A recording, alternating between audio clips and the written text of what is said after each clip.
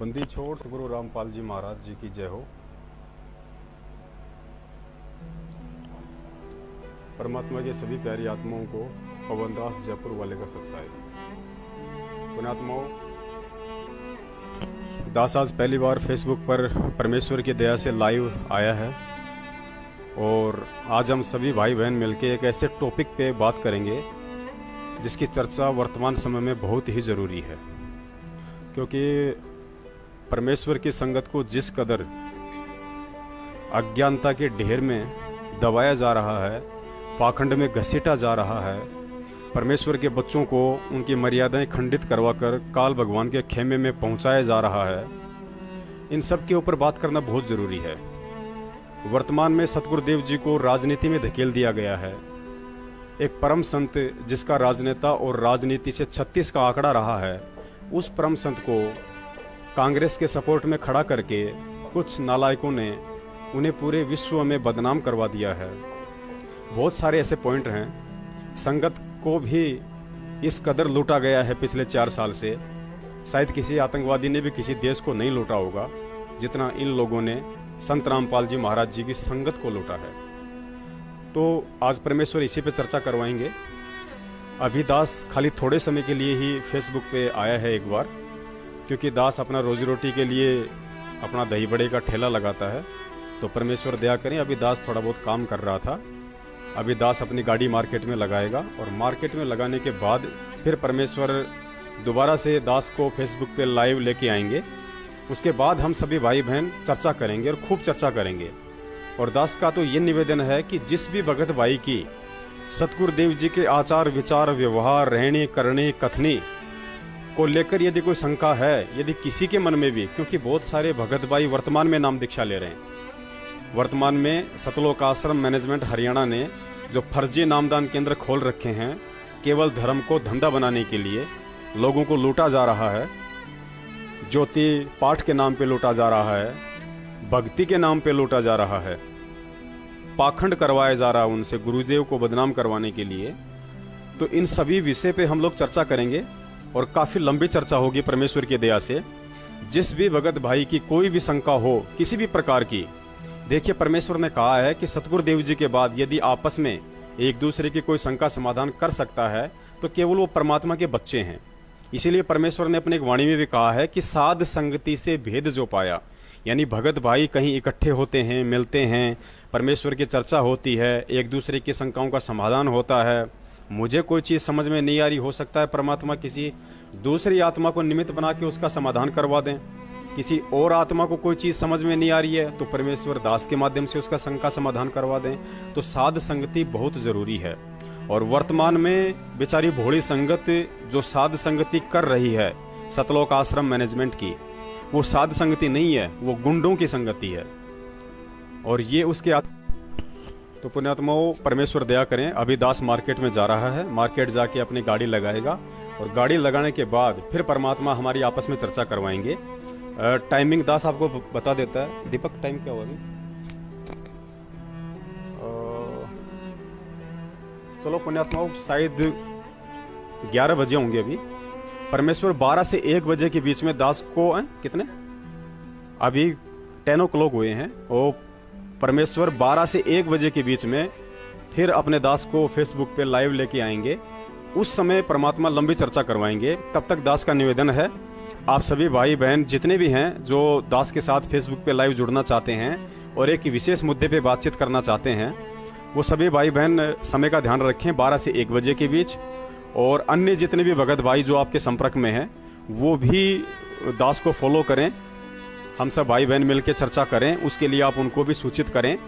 और जिन भगत भाइयों को दास की आईडी का नहीं पता है तो दास बता देता है।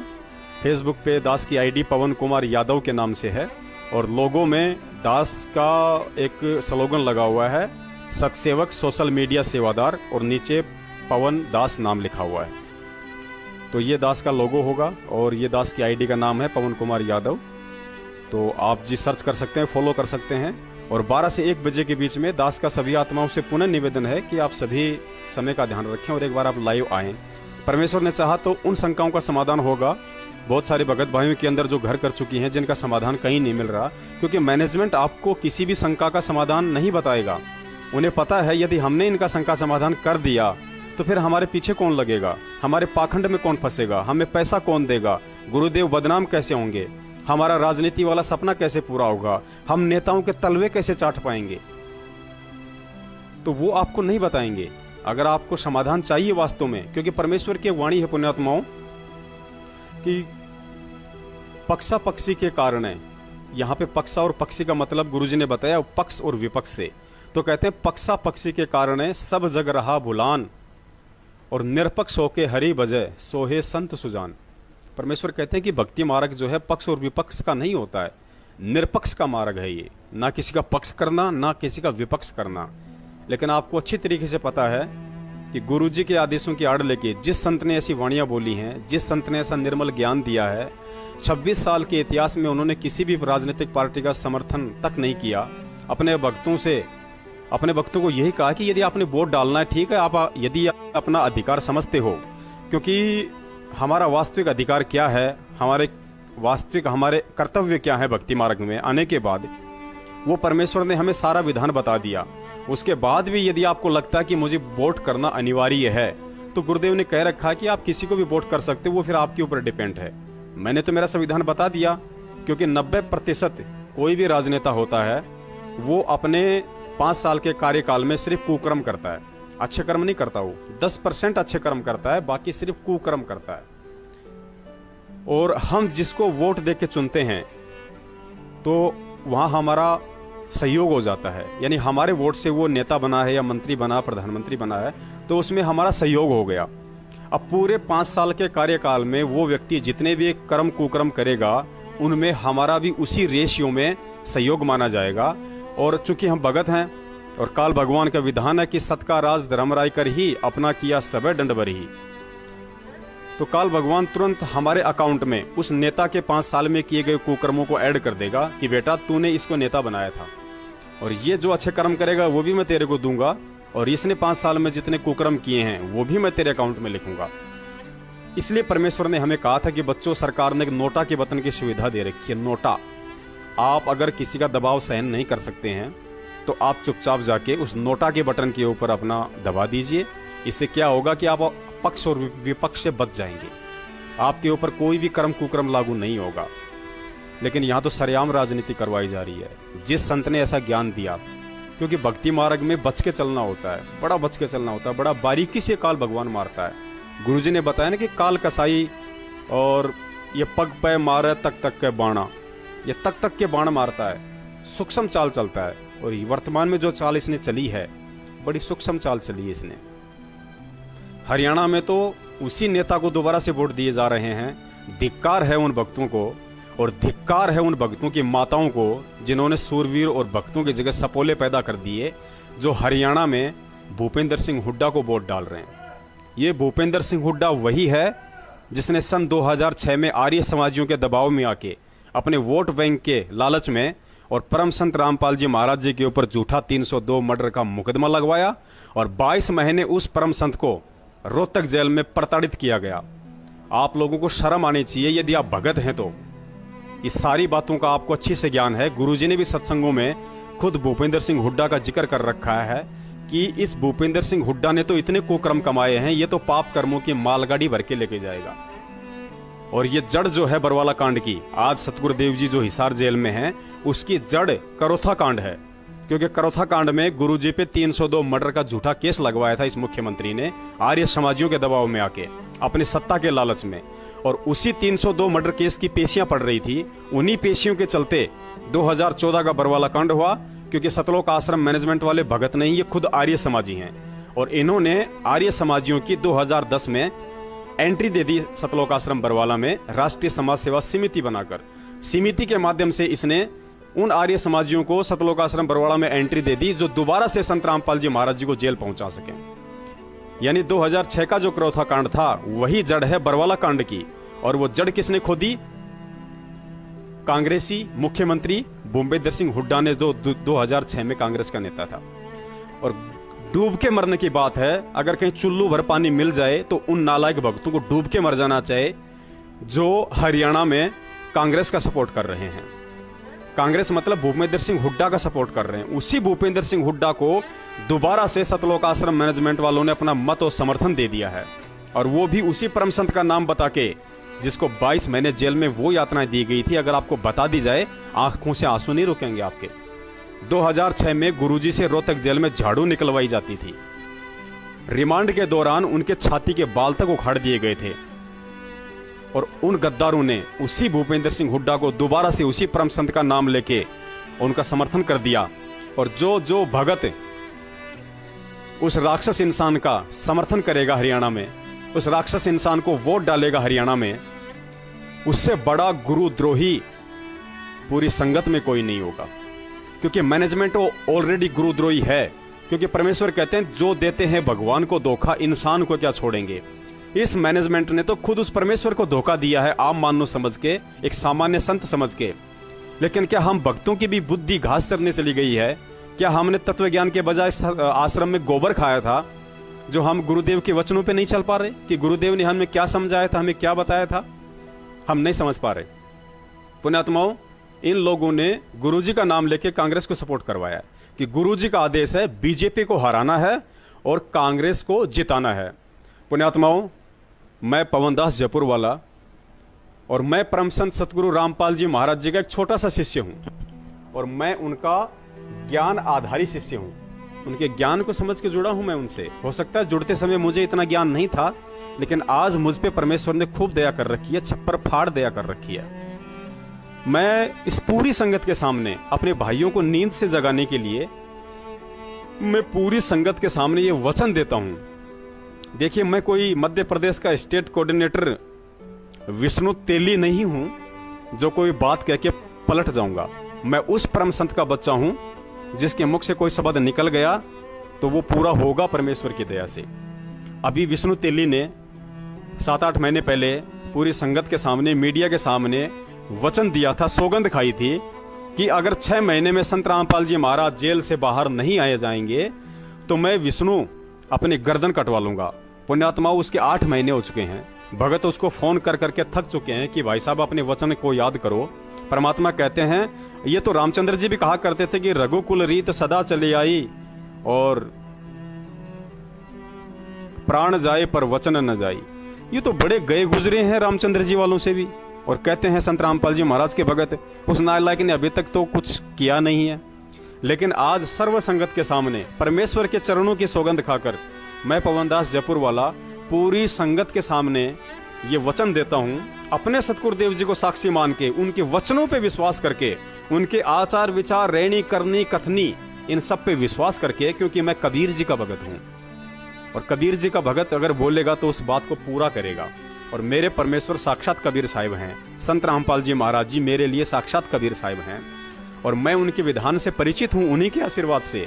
और मैं आज पूरी संगत के सामने, बल्कि इस वीडियो को तो पूरा देश विदेश देख रहा है, पूरा विश्व देख रहा है, मैं उन सब के सामने ये वचन देता हूं, अगर मेरे परम पूज्य सतगुरुदेव जगत गुरु तत्वदर्शी परम संत सतगुरु रामपाल जी महाराज जी ने अगर इस सतलोक आश्रम मैनेजमेंट को या किसी को भी अगर बीजेपी को हराने के लिए और कांग्रेस को जिताने के लिए यदि उसका समर्थन और उसको मत देने के लिए आदेश दिया है, कोई भी व्यक्ति यदि इस बात को साबित कर दे, चाहे संत रामपाल जी महाराज जी का जेल से वीडियो ले आए, किसी मीडिया पर्सन को भेज दे, वो वहां से उनकी रिकॉर्डिंग कर लाए, जो भी तरीका, यदि कोई भी संत रामपाल जी महाराज जी के मुख से लाइव साक्षात, ऑडियो पे हम लोग विश्वास नहीं करते, लेटर पे हम लोग विश्वास नहीं करते, साक्षात पे हम लोग विश्वास करते हैं। यदि संत रामपाल जी महाराज जी ने साक्षात अपने मुख कमल से बोल दिया, भले चाहे आज ही आप उनका वीडियो लाके दे दीजिए मुझे हिसार जेल से, यदि संत रामपाल जी महाराज ने यह बात बोल दी कि इस पूरे मैनेजमेंट को और संगत को, बीजेपी को हराने के लिए कांग्रेस को मैंने ही वोट डालने के लिए और उनका समर्थन करने के लिए कहा था, मेरा ही आदेश है, पुण्यात्माओं, ये पवन दास जयपुर वाला उस विष्णु तेली का तो पता नहीं, उसी दिन किसी से नहीं पूछेगा और परमेश्वर के चरणों में अपनी गर्दन काट के रख देगा। मुझे इतना विश्वास है, मैं वचन देता हूं इस बात का, मैं वचन देता हूं पूरी संगत के सामने, अपने परमेश्वर के चरणों में सर झुका के, नतमस्तक होके, दंडोत करके उनको, क्योंकि मुझे उन पे विश्वास है, मुझे उनके वचनों पे विश्वास है। मैं वचन देता हूं, मैं अपना शीश कटवा दूंगा अगर कोई भी व्यक्ति इस लाखों की संगत में से और संत रामपाल जी महाराज जी का हिसार जेल से मुझे ये वीडियो ला के दे, पूरी संगत में डाल दे और गुरुजी कह दे कि ये कांग्रेस को हराने का और बीजेपी को जिताने का मेरा ही आदेश था, ये दास अपना शीश काट के रख देगा। ये वचन देता है। ये दास मैनेजमेंट के विष्णु तेली की तरह या संत रामपाल जी महाराज जी के गद्दार भगोड़े भाई महेंद्र की तरह झूठ नहीं बोलेगा। जो बोल दिया परमेश्वर ने बुलवाया है और परमेश्वर ही अपने वचन को सफल बनवाएंगे। अगर कोई ऐसा है तो दाल ला के वीडियो दे। अगर नहीं ला के दे सकता है तो इस लाखों की अंधी संगत से दास की प्रार्थना है, मानव जीवन को बर्बाद मत करो। अरे गुरुजी के साक्षात वचनों को मानो। ये काल भगवान का लोक है, वो ठगेगा, हर तरीके से ठगेगा। वो चद्दर ओढ़ के नहीं सोएगा। परमेश्वर से उसी ने वचन लिया था कि परमात्मा चौथे युग में आप जितने मर्जी जीव ले जाना, मैं नहीं रोकूंगा। तो पुण्यात्माओं, जिसके घर में परमेश्वर आ चुका है और काल भगवान कोई आलू टमाटर, कोई ये क्या बोलते हैं, तरह तरह की जो सब्जी आती हैं, दाल मखानी हैं, ये तो खाता नहीं है। वो क्या खाता है? आप और हमारे सूक्ष्म शरीर की वासना को खाता है। तो हमें कैसे इतनी आसानी से यहां से जाने देगा? साक्षात वो आता नहीं, क्या करता है? पासे चलता है, शतरंज की गोटियां फेंकता है। और ये शतरंज की गोटियां उसने फेंकी हैं कांग्रेस का मुद्दा बना के। मैनेजमेंट वाले तो काल एजेंट हैं। इन काल एजेंटों के माध्यम से उसने अपनी गोटियां फेंकी हैं कि इन भक्तों को भ्रमित करो, इनको मर्यादाओं से दूर करो। क्योंकि जो व्यक्ति अपने सतगुरु के वचन से हटके और एक 2 कौड़ी के जीव के वचनों पे विश्वास करके यदि वैसा आचरण करता है तो ऑटोमेटिक वो परमात्मा की लाइन से कट जाता है, परमात्मा के विधान से दूर हो जाता है, मर्यादाओं से दूर हो जाता है और वो काल भगवान के पाले में चला जाता है। और काल भगवान यही चाहता है कि ये जीव एक बार इस परमेश्वर के चरणों से दूर होकर और एक बार ये मेरे पाले में आ जाए, फिर मैं इसको गधा बना के छोड़ दूंगा। जीवित ही नर देह में ही इसको गधा बना के छोड़ दूंगा। क्योंकि जो परमेश्वर का इतना ज्ञान सुन के, उनके विधान से इतना परिचित होके और जो उनके विपरीत करने कर लग जाए, वो क्या है? वो गधा है। और परमेश्वर ने भी कहा है कि भक्ति बिना नर खर एक है। नर माने इंसान, खर माने गधा। और भक्ति यानी ज्ञान। तो परमेश्वर कहते हैं कि भक्ति बिना नर खर एक है, जिन हरि पद नहीं जाना और पूर्ण भ्रम की परख नहीं, ये पूज मरे पाषाणा। इन भक्तों ने बिना ज्ञान के अपने आप को मानव दया प्राप्त करके भी गधा बना लिया। इनको पूर्ण भ्रम की परख नहीं, अर्थात उस पूर्ण परमेश्वर सतगुरु रामपाल जी महाराज जी के अनमोल तत्व ज्ञान की परख नहीं। और पूज मरे पाषाणा, ये राजनीति, ये राजनेता, ये पत्थर रूपी लोगों को पूज मरे, इनके पीछे वोट और समर्थन दे के डूब मरे। भक्तों, जीने का कोई अधिकार नहीं है तुम्हें। इतना अनमोल ज्ञान दिया उस परमात्मा ने, परख तो करेगा, वो तो ठोक के लेगा। परमात्मा कहते हैं ना, वाणी है परमेश्वर की कि गरीब कच्चा हीरा करच हो, नहीं सहे घनभार, ऐसा यह मन हो रहा लेखा ले करतार। आश्रम में बुला बुला के जो खीर खिलाई थी, 18-18 घंटे जाग के परमेश्वर ने जो सत्संग किए थे, हमारे लिए दिन रात इतनी सुविधाएं उपलब्ध करवाई उस मालिक ने। 22 महीने 2006 में जेल जाके छाती के बाल उखड़वाए, जेल में झाड़ू निकाली, लोगों की गालियां सही, डंडे सहे। आज हिसार जेल के अंदर उस परमेश्वर के साथ में उन गुंडों को रखा जाता है जो बीड़ी सिगरेट पी के धुआं उनके मुंह पे मारते हैं। आज सत्य रामपाल जी महाराज जी को जेल में कोई सुविधा नहीं दी जा रही है। उनके कमर में दर्द है, उनके दांतों में समस्या है, डॉक्टर उपलब्ध नहीं करवाया जा रहा। उनको ऐसी कोठड़ी में रखा जाता है जो गंदी है, बाथरूम भी उसी में बना हुआ है, बाथरूम का गेट भी नहीं है, बदबू मारता है, पानी की अलग से उनके पास व्यवस्था नहीं है, उसी में अपना हाथ धोते हैं। कोई पंखे की सुविधा भी नहीं है उनको जेल में। और हम नालायक क्या कर रहे हैं बाहर? वो किसके लिए कष्ट उठा रहा है? आप और हम जैसे दुष्टों के लिए, नीचों के लिए, पापियों के लिए, गधों के लिए कष्ट उठा रहा है। परीक्षा लेगा और ठोक बजा कर लेगा, एक बार नहीं 1000 बार लेगा। जिसने परीक्षा देनी है तो दो, नहीं तो परमेश्वर कहते हैं कि कबीर का घर सिकर में, तेरी गर्ज पड़े तो आ। परमेश्वर की वाणी है कि मालिक ने अपनी वाणी में कहा है कि वाणी परमात्मा की ध्यान नहीं आ रही परमेश्वर की, कि कबीर का घर शिखर में तेरी गरज पड़े तो आए, ऐसी परमेश्वर की वाणी है। यानी परमेश्वर उसमें कहना चाहते हैं कि अगर तेरी गरज हो कि मुझे तेरी जरूरत नहीं है, तू कहीं ये सोचे कि वो परमात्मा यहाँ आके हमें सतलोक ले जाने के लिए कष्ट उठा रहा है, कहीं सतलोक में उसकी किसी फैक्ट्री की लेबर ने हड़ताल तो नहीं कर दी जो मैं जाऊंगा तो ही हड़ताल टूटेगी और उसका काम चलेगा। उसको तेरी जरूरत नहीं है बंदे। तो परमेश्वर कहते हैं कि मुझे तेरी जरूरत नहीं है, तुझे मेरी जरूरत है। और तेरा कोई अच्छा सौभाग्य है जो परमेश्वर ने आके तुझे चेताया, अपनी शरण में लिया। वरना देख ये गधे, कुत्ते, सुअर, कीड़े, चींटी, सूक्ष्म जीव, इनका देख क्या हाल है इनका। और तुझे परमात्मा ने गधे से मानव जीवन दिया, मानव जीवन देके तुझे अपनी शरण में लिया है, अनमोल तत्व ज्ञान दिया, और तू उल्टा वही गधे कर्म करता है। पुण्यात्माओं, जानवरों को भी समझ है, जानवरों को भी समझ है। परमेश्वर ने हाथी के विषय में बताया कि हाथी को अपना अगला जन्म दिखाई देता है। हाथी देखा होगा आपने, गुरुजी ने बताया कि वो कभी खड़ा खड़ा गर्दन को ऐसे करता है धीरे धीरे। तो सतगुरुदेव जी ने बताया कि वो क्या करता है, क्या सोचता है। उसको अपना अगला जन्म दिखाई देता है कि मैं कुत्ता बनूंगा या सुअर बनूंगा या इंसान बनूंगा। तो परमेश्वर ने कहा कि जैसे कुंजर शीस हलंत, कुंजर यानी हाथी, जैसे कुंजर शीस हलंत अगला जन्म सूजंत, और इब के हेले नर करे तो सेऊ पूरे संत। कि हे परमेश्वर, इस नीच को अगले जन्म में यदि आप मानव जन्म दे दोगे तो परमेश्वर मैं उस पूर्ण संत की सेवा करूंगा, पूजा करूंगा। परमेश्वर मैं अपना 84 से मुक्ति करवाऊंगा। और हमें मानव जीवन मिल गया, हम उल्टे गधे वाले कर्म कर रहे हैं। अरे भगत और जगत का 36 का आंकड़ा होता है, भगत और जगत का 36 का आंकड़ा होता है। गुरुजी ने सत्संग में बताया कि जैसे बहुत सारे लोग कहते हैं ओम शांति, ओम शांति, ओम शांति बोल के अपने घर में शांति लाना चाहते हैं।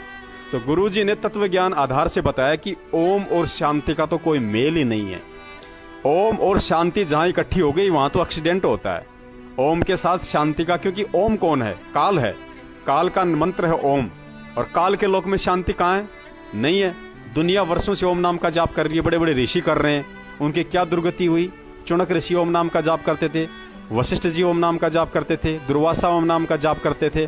कितने ऋषि हैं, जितने भी बड़े बड़े ऋषि हुए थे उन्होंने वेदों का सार निकाल के और केवल ओम नाम को पकड़ लिया, ब्रह्म का। इससे ऊपर तो किसी की जानकारी थी नहीं, वो तो परमेश्वर ने आके देनी थी जो आज दी है। और उन ओम नाम का जाप करने वाले की क्या दुर्गति हुई आप सब लोगों को अच्छे से पता है, गुरुजी ने बता रखा है। तो ओम और शांति का तो खड़ा एक्सीडेंट बताया गुरुजी ने। जैसे ओम और शांति की नहीं बनती, ओम और शांति का जैसे खड़ा एक्सीडेंट है, ठीक उसी प्रकार राजनीति और भगत का उससे भी बड़ा एक्सीडेंट है। तो हम कहां घूम रहे हैं भाई? हमारी बुद्धि कहां काम कर रही है, कहां स्लिप हो रही है? क्या परमेश्वर ने अपने सत्संगों में किसी भी शंका का समाधान करने में कोई कमी छोड़ी है? क्या परमेश्वर ने हमें परमात्मा के विधान को बताने में कोई त्रुटि की है? क्या परमेश्वर ने हमें एक बात को 1000 बार नहीं बताया? कमी है तो हमारी है। सत्संग नहीं सुने तो हमारी कमी है। सत्संग सुनते समय नींद की झपकियां लेते थे तो हम लेते थे, हमारी कमी है। परमेश्वर की कमी नहीं है। परमेश्वर जब इस पृथ्वी पे आते हैं तो दुनिया का ऐसा भी मानव शरीरधारी प्राणी नहीं छोड़ते जिस तक उस परमात्मा का संदेशा ना पहुंचता हो। क्योंकि परमेश्वर कहते हैं कि जब वो यहाँ पे आता है तो हर इंसान तक संदेशा पहुंचाता है, ताकि कल को धर्मराज के दरबार में जाकर कोई ये ना कहे कि हमें कोई बताने वाला नहीं था कि कौन तत्वदर्शी संत है, कौन भगवान है, क्या ज्ञान है, क्या मुक्ति है। तो परमात्मा अपने ऊपर नहीं लेते हैं, तो धर्मराज उस आत्मा को वो पिक्चर दिखा देगा कि देख, तुझे वो भाई ज्ञान गंगा दे रहा था, तुझे वो भाई परमात्मा का सत्संग सुना रहा था, तुझे वो कह रहा था कि ले भाई अपना मोक्ष करवा ले, भाई कलयुग में सच्चा सतगुरु संत रामपाल जी महाराज है, भक्ति शुरू कर ले, चल तुझे बरवाड़ा आश्रम ले सकता हूँ, परमात्मा आए हुए हैं। और तू क्या बोला? आ लिया परमात्मा। ये परमात्मा हो ऐसे हैं? जो जेल में जाके बैठ गया वो परमात्मा हो ऐसे हैं? जिसने अपने इतने बच्चों को मरवा दिया वो परमात्मा हो ऐसे? ये परमात्मा होते हैं कमांडो बनाने वाले? पुण्यात्मा को ज्ञान से निर्णय करना है कि कमांडो किसने बनाए और जेल में कौन बैठा है। तो अभी दास के धंधे का टाइम हो रहा है, परमात्मा दया करें, बाद में और होगी, थोड़ी चर्चा और होगी। क्योंकि पुण्यात्मा गुरुजी ने बताया कि हरि का भजन और हाथ का धंधा नहीं करे सो मूर्ख अंधा। कि जो परमात्मा का भजन और अपनी मेहनत की, अपनी हक हलाल की रोजी रोटी कमा के नहीं खाएगा, उसकी भक्ति कभी जीवन में सफल नहीं हो सकती। तो देख लीजिए आप सतलोक आश्रम मैनेजमेंट को 4 साल से हराम के टुकड़े तोड़ रहा है। ये बेचारी भोली संगत को गुरुजी के नाम पे ज्योति पाठ का आदेश देके हराम के टूक तोड़ रहा है। अरे कुत्ता भी मेहनत करता है, कुत्ता भी अगर किसी के 2 टूक तोड़ता है तो उसके घर की रखवाली करता है, भोगता है। और ये सतलोक आश्रम मैनेजमेंट वाले तो उस कुत्ते से भी गए गुजरे हैं। परमेश्वर कहते हैं ना कि एक टूक के कारण कुत्ता 70 घर फिर आवे और धीरज के धरे आथी मन भर खावे। यानी कुत्ता होता है ना, कुत्ता, वो एक रोटी टुकड़े के लिए और 70 घर फिर के आता है। कहीं लठ मिलते हैं, कहीं रोटी मिलती है, कहीं कुछ मिलता है। और परमेश्वर ने कहा कि जिसको विश्वास होता है, जिसको अपने मालिक पे विश्वास होता है, जिसको धैर्य है, जिसमें संतोष है, कहते हैं उस हाथी को घर पे बंधा बंधा और मन भर खाने को मिलता है। हाथी एक टूक से नहीं पेट भरता, मन भर खाता है। क्यों? क्योंकि उसको अपने मालिक पे विश्वास होता है। तो आप कुत्ते भी नहीं हो, ये मैनेजमेंट वाले तो कुत्ते की श्रेणी से भी बाहर हैं, कुत्ते भी नहीं हैं। अरे कुत्ता भी अपने मालिक को देख के समझ जाता है कि वो क्या कहना चाह रहा है, क्या इशारा कर रहा है, और हम उस कुत्ते से भी गए गुजरे। गधा भी थोड़ी बहुत समझ रखता है, लेकिन ये लाखों की संगत है जो अपने आप को कहती है कि हम परम संत सतगुरु रामपाल जी महाराज जी के भगत हैं, हमारे गुरुजी सबसे बड़े तत्वज्ञानी। अरे वो तो हैं तत्वज्ञानी, इसमें तो कोई संशय नहीं है, लेकिन आप क्या हो? अपने अंदर जाके देखो इस ज्ञान को आधार बना के। इस दास का मकसद नहीं है किसी को गधा कहना, किसी को कुत्ता कहना, लेकिन परमेश्वर कहते हैं कि जैसे को तैसा कहे सो तो निंदा नाही। मालिक की वाणी है ना, ये सांचा शब्द कबीर का और प्रगट किया जगमाही, और जैसे को तैसा कहे सो तो निंदा नाही। अगर झूठे को झूठा, गुंडे को गुंडा, चोर को चोर, कुत्ते को कुत्ता और भगत को भगत कहा जाए तो उसकी निंदा चुगली नहीं होती है, वो सत्यता होती है उसको जगाने के लिए। अगर आप राजनीति नहीं कर रहे हैं, अगर आपने सतलोक आश्रम मैनेजमेंट के आदेश से किसी भी सरकार को वोटिंग की है देखिए वोट आप कर सकते हैं, उसके लिए गुरुजी ने भी बोल रखा है, लेकिन साथ में अपना विधान भी बता रखा है। जो भगत परमेश्वर के सत्संगों को ध्यान से सुनता होगा वो वोटिंग भी नहीं करेगा। कई लोग कहते हैं कि ये तो सरकार ने हमें मत का अधिकार दिया हुआ है, ये कैसे छीन सकते हो आप? अरे जिस सरकार ने मत का अधिकार दिया है उसी सरकार ने एक नोटा का अधिकार भी दिया है। देखो सरकार अपने हिसाब से प्लानिंग करती है, सरकार की अपनी नीतियां होती हैं, उसको तत्व ज्ञान नहीं होता है, परमेश्वर का विधान उसको मालूम नहीं है, इसलिए वो कभी भी संविधान में हेरफेर कर देती है, कभी भी संविधान की किसी भी धारा को, किसी भी अनुच्छेद को तोड़ मरोड़ के और देश काल और परिस्थिति के अनुसार उसको चेंज कर देती है। लेकिन परमेश्वर का जो विधान है वो एक ही होता है और एक ही रहता है, उसमें कभी फेरबदल नहीं होता है। सरकार ने सबसे पहले हमें मत का अधिकार दिया कि ये हमारा अधिकार है, इसको कोई छीन नहीं सकता, और फिर उसी सरकार ने एक नोटा के बटन का अधिकार देके उस मत के अधिकार को छीन लिया। दोगली बात हो गई ना, पहले तो अधिकार दे दिया और फिर नोटा के बटन की ओर सुविधा दे दी कि आप चाहो तो किसी भी पार्टी को वोट मत करो। तो ये दोगलापन होता है। क्यों? क्योंकि इन लोगों को परमात्मा के विधान का पता नहीं है, और भक्तों को तो इतनी दुर्गति कर रखी है इस काल भगवान ने। एक दिल्ली के बहुत मशहूर बताते हैं एपी सिंह वकील, लेकिन दास उनके विचारों से परिचित है। दास ये कहेगा, अब दास क्या कहे उसके विषय में, दास ये कहेगा उसके विषय में कि 5वीं क्लास के बच्चे से भी कम स्तर की बुद्धि है उस व्यक्ति की जो अपने आप को सुप्रीम कोर्ट का सुप्रीम एडवोकेट कहता है। एपी सिंह वकील, 5वीं क्लास के बच्चे से भी कम स्तर की बुद्धि है उस इंसान की। इस दास ने उसको चैलेंज कर रखा है। इस पवन दास जयपुर वाले ने सुप्रीम कोर्ट के वकील एपी सिंह जो दिल्ली वाला है, जो बड़े बड़े महारथियों के, बड़े बड़े नेताओं के केस लड़ता है, दास ने उसको सरेआम चैलेंज कर रखा है परमेश्वर के ज्ञान आधार से बरवाला कांड के ऊपर। यदि आप साबित कर दो कि बरवाला कांड में संत रामपाल जी महाराज जी का कोई दोष है, क्योंकि ये जो एपी सिंह वकील है ये संत रामपाल जी महाराज का वकील नहीं है, केवल दिखावे में उनका वकील है। असल में ये संत रामपाल जी महाराज जी के गद्दार भाई महेंद्र का वकील है, और ये महेंद्र और उसके राष्ट्रीय समाज सेवा समिति और उसके पदाधिकारियों का बचाव कर रहा है। क्योंकि हमारे सतगुरुदेव जी ने तो अपने वीडियो में लाइव कहा है, बरवाला कांड के बाद जब वे जेल गए तो उन्होंने लाइव बोला है कि राष्ट्रीय समाज सेवा समिति मेरी नहीं है, और जो कमांडो बनाए वो मैंने नहीं बनाए, वो समिति वालों ने बनाए हैं। मुझे तो उनके जो 5-6 भगत मरे हैं उनके मरने का भी बड़ा अफसोस है, और मुझे भी आश्रम में रोक के रखा हुआ था। तो पुण्यात्माओं, अब विचार करो कि राष्ट्रीय समाज सेवा समिति गुरुजी की नहीं है, वो सतवादी परमात्मा है, वो झूठ नहीं बोलता, उसकी हर काम के पीछे सत लगता है। सत साहेब, सतवादी परमात्मा, सच्चा सतगुरु, सतलोक, हर चीज के पीछे सत है, वो झूठ नहीं बोलता। और उसने अपने मुख कमल से बोल दिया कि राष्ट्रीय समाज सेवा समिति मेरी नहीं है, तो मतलब नहीं है। और मैनेजमेंट वाले क्या कहते हैं कि राष्ट्रीय समाज सेवा समिति संत रामपाल जी महाराज जी ने ही बनाई है। अरे गद्दारो, जब तुम्हारे गुरु ने बोल दिया कि समिति मेरी नहीं है, तो शिष्य का क्या फर्ज होता है? गुरु की हाँ में हाँ मिलाना। और गद्दारों, तुम तो उसकी विपरीत भोंक रहे हो, परमात्मा की विपरीत भोंक रहे हो कि समिति गुरुदेव की है। गुरुदेव यानी तुमने गुरुदेव को झूठा साबित कर दिया। गुरुजी कह रहे हैं समिति मेरी नहीं है, और तुम कह रहे हो कि समिति गुरुजी की है। उसी समिति ने जगह जगह फर्जी नामदान केंद्र खोल दिए देश विदेश में। उसी समिति ने भक्तों को ज्योति पाठ और दान के नाम पे लूटने का धंधा शुरू कर दिया। उसी समिति ने राजनीति शुरू कर दी। उसी समिति ने भक्तों का खून निकलवा कर उसे बेचना शुरू कर दिया। और उसी समिति के पीछे लाखों की अंधी गूंगी भैरी संगत पागल मूर्ख होके और राजनेताओं का लेटरिन खाने के लिए चली गई। शर्म करो, धिक्कार है, धिक्कार। जब 650 साल पहले परीक्षा हुई थी ना, तो परमेश्वर ने हाथी पे बैठ के गंगा जल की बोतल को अपने हाथ में लिया और अपनी बेटी को हाथी पे बैठा लिया। अब इतना ज्ञान देने के बाद हमें इतना तो समझ में आ ही जाना चाहिए था, लेकिन नहीं आया। हमने उस गंगा जल की बोतल में क्या देखा? शराब।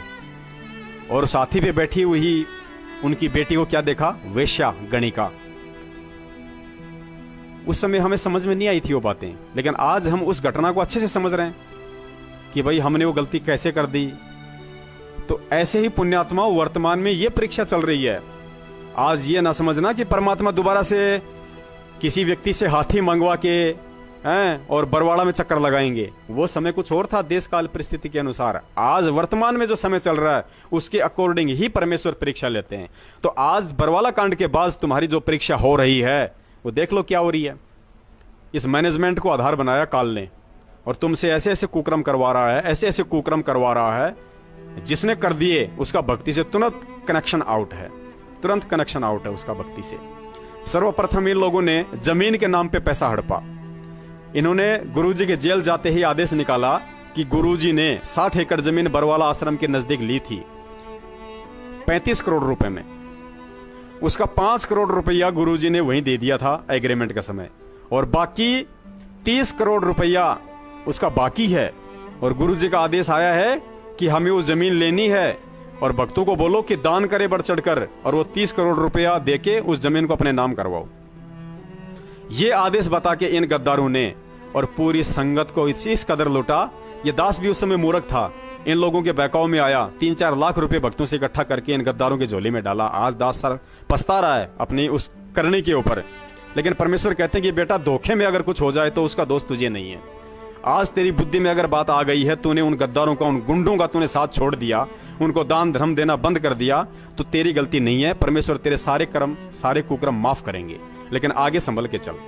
तो इन गद्दारों ने उस समय इतनी लूट मचाई संगत के साथ में।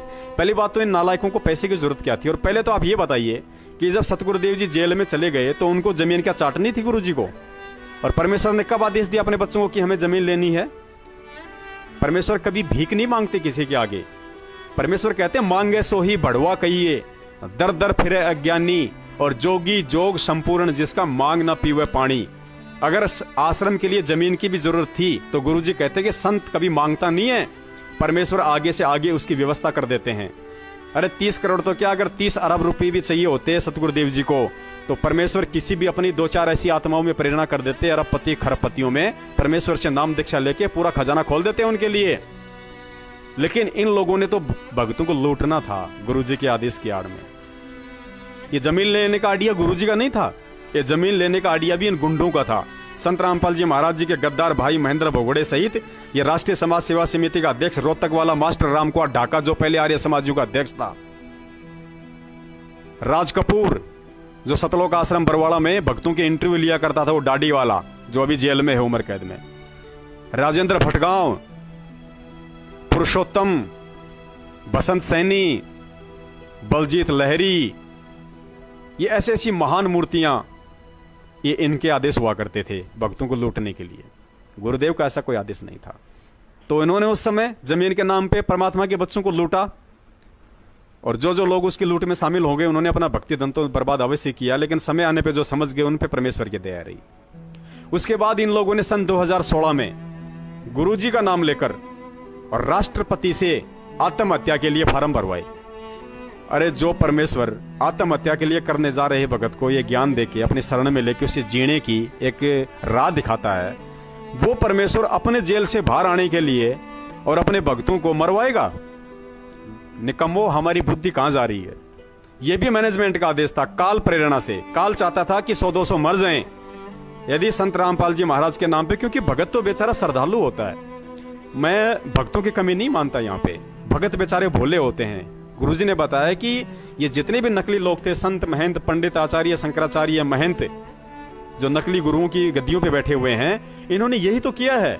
इन्होंने भगत समाज के भोलेपन, अज्ञानता, उनकी श्रद्धा, उनके भावों का नाजायज फायदा उठाया है, और यही आज ये सतलोक आश्रम मैनेजमेंट कर रहा है। इन्होंने परमेश्वर के बच्चों का नाजायज फायदा उठाया, आज भी उठा रहे हैं। तो काल चाहता था कि 100-200 अगर मर जाएं तो वो आरोप किसके ऊपर आएगा? वो संत रामपाल जी महाराज जी के ऊपर आएगा, और एक नया मुकदमा उनके ऊपर हत्याओं का लग जाए। जैसे बरवाड़ा आश्रम में संत रामपाल जी महाराज जी तो इशार तारीख पे जाना चाहते थे, चंडीगढ़ हाई कोर्ट में अपनी तारीख पे जाना चाहते थे। वो उन्होंने मना नहीं किया, ना अभी आज तक कभी उन्होंने किया। अगर बाधक बने हुए थे तो ये मैनेजमेंट के गुंडे बने हुए थे।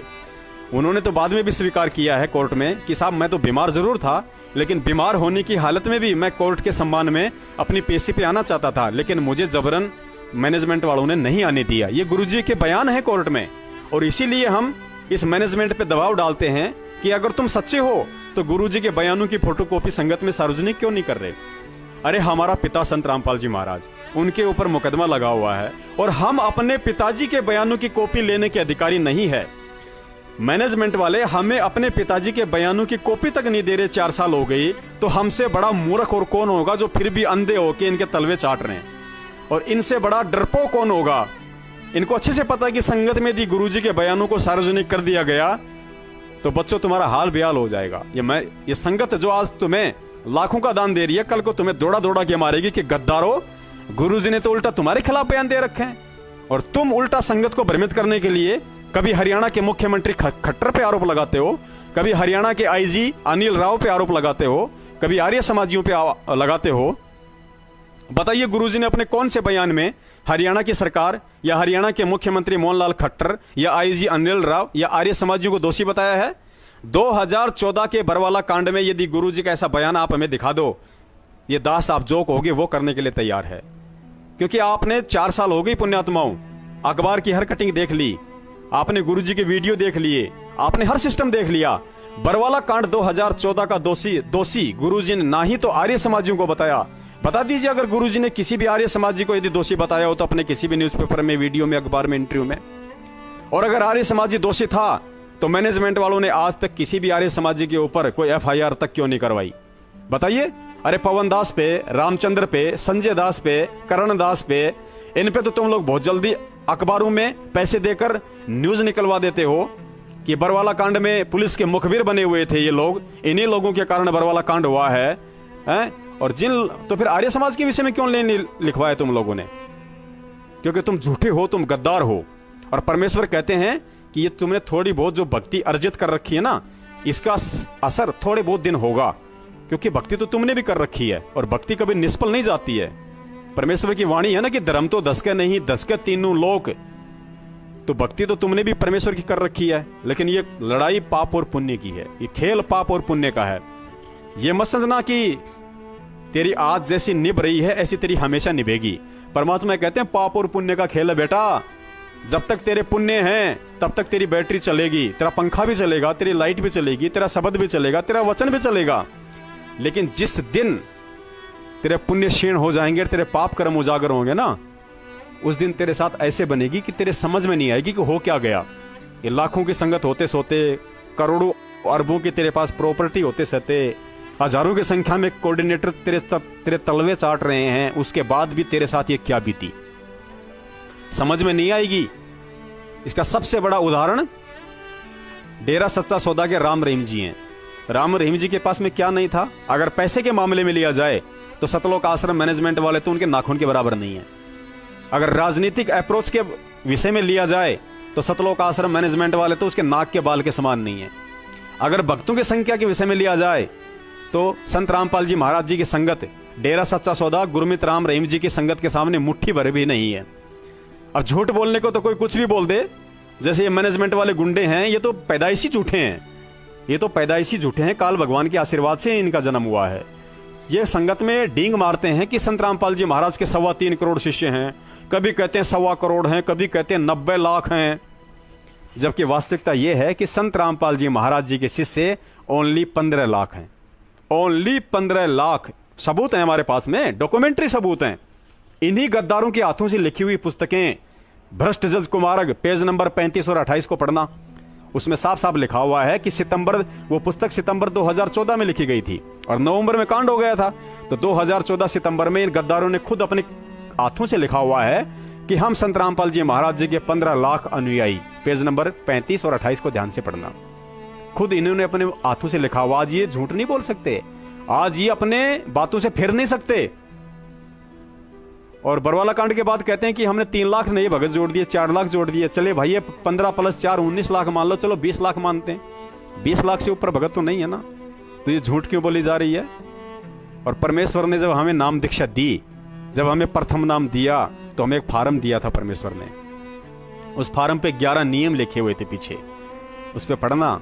परमेश्वर ने लिखा कि बच्चों, तुम्हें ना ही तो गलत काम करना है और ना ही गलत काम में साथ देना है। अब 15 लाख की जगह 3.25 करोड़ बोलना गलत काम है, झूठ है।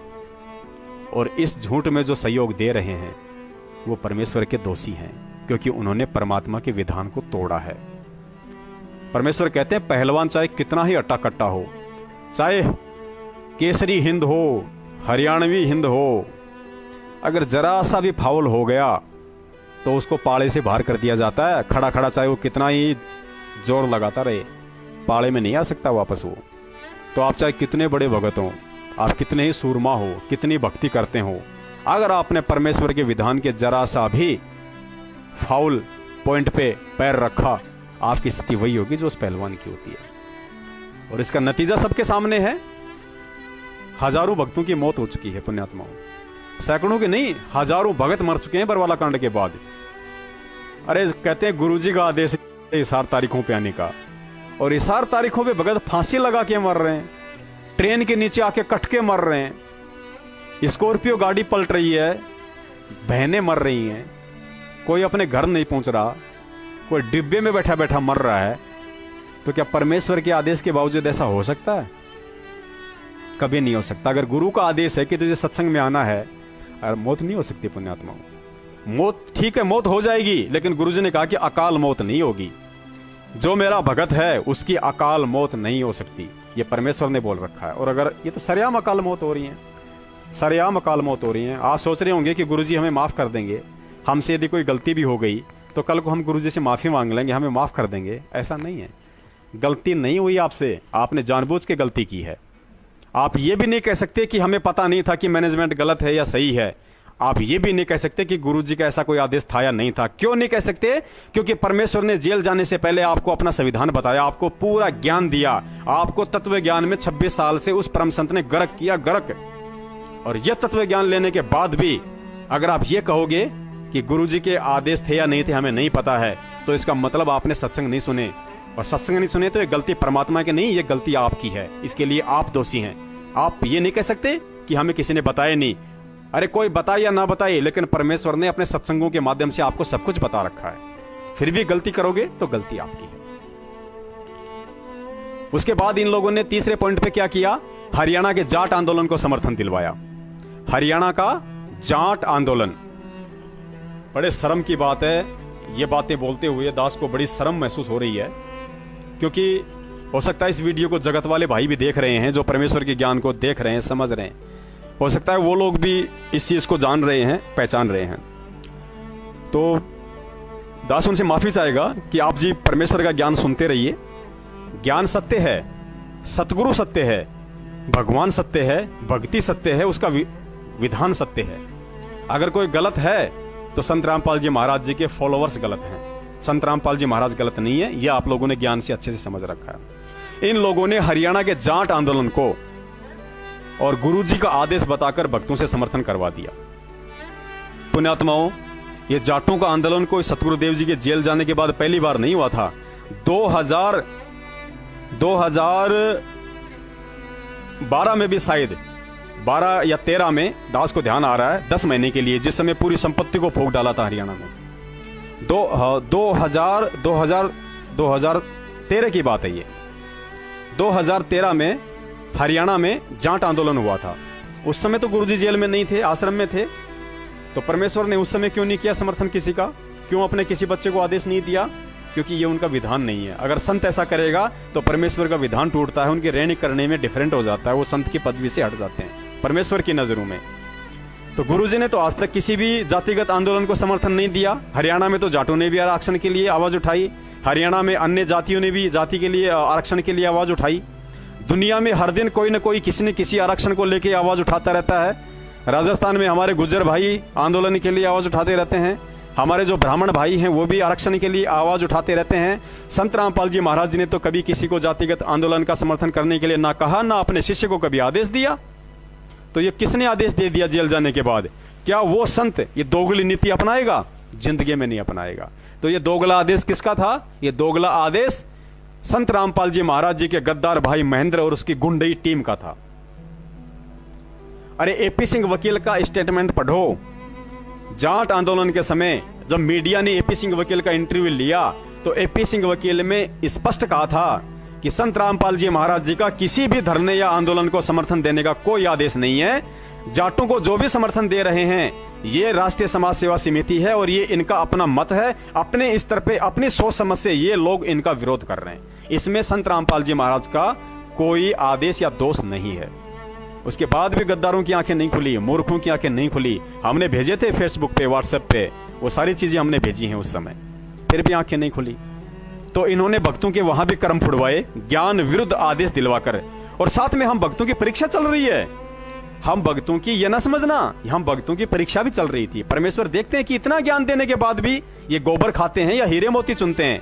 मैंने इनको हंस बनाया था, ये कव्य बन के गोबर खाते हैं या हंस बने रह के हीरे मोती चुगते हैं। फिर भी हम में से 80% लोगों ने गोबर खाया, कव्य बन के, हंस पदवी छोड़ के कौवे बन के गोबर खाया और गुरुजी को बहुत दुखी किया। उसी समय क्या हुआ? इन लोगों ने संगत में भंडारे बंद करवा दिए। इन लोगों ने संगत में गुरुजी का आदेश बता के भंडारे बंद करवा दिए कि भाई गुरुजी का आदेश है जगह जगह सत्संग करो, दान इकट्ठा करना है और भंडारे नहीं करने, केवल चाय और बिस्कुट देना है। अब पुण्यात्माओं, जो परम संत सतलोक आश्रम बरवाड़ा में, सतलोक आश्रम करोथा में या जहां कभी उस परम संत ने सत्संग किए हैं, वो पहले अपने बच्चों को भंडारे से छिप कराता था। भंडारे से उनका पेट भरता था, उनकी आत्मा को तृप्त करता था, उसके बाद अपने बच्चों को सत्संग सुनाता था। वरना परमेश्वर कहते हैं कि भंडारे से पहले तो कथा भी नहीं हो सकती। ये सत्संग हमने भेजा हुआ है संगत में। परमेश्वर ने कहा कि भंडारे के बिना तो कथा भी स्टार्ट नहीं हो सकती। और ये नालायक उसी गुरु का आदेश बता के, और परमेश्वर की वाणी क्या बोलती है, हम रोज पढ़ते हैं नित्य नियम में। ये परमात्मा की डूम भाट के गीत नहीं है, परमात्मा मनोरंजन के लिए नहीं सुनाते हम ये बातें। परमेश्वर अपनी वाणी में बताते हैं कि कहे कबीर पुकार के दो ही बात लख ले, एक साहिब की बंदगी और भूखों को कछु दे। हे मूर्ख प्राणी, उस परमेश्वर के विधान को समझ और उसकी दो बातों को गांठ बांध ले। पहली तो ये कि तुझे उस पूर्ण परमेश्वर की अनन्य भक्ति करनी है, विधान और मर्यादा में रह के सच्चे सतगुरु से नाम दीक्षा लेके। और दूसरा, यदि तेरे द्वार पे कोई भूखा आ जाए तो उसको खाली पेट ना जाने देना, वरना तू सबसे बड़ा पापी होगा परमात्मा का। क्योंकि हर जीव की हृदय रूपी गुफा में वो परमेश्वर निवास करता है। और भोजन परमात्मा ने इतना महत्व बताया अन्न देव का, परमेश्वर ने, बड़ा आनंद आता जब उनके मुख कमल से अन्न देव की आरती और उसका सरलार्थ हम सुनते हैं। तो इन गद्दारों ने संगत में भंडारे बंद करवा दिए।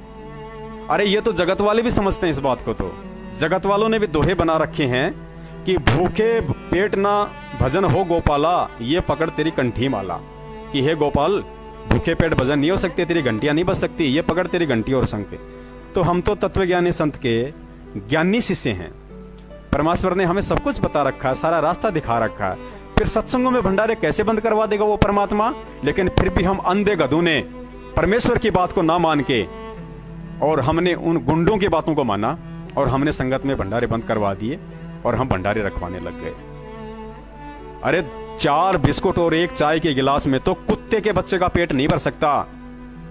फिर ये दिन में 3-3 बार खाना खाने वाले इंसानों का पेट कैसे भरेगा भाई? कैसे सत्संग सुनेंगे?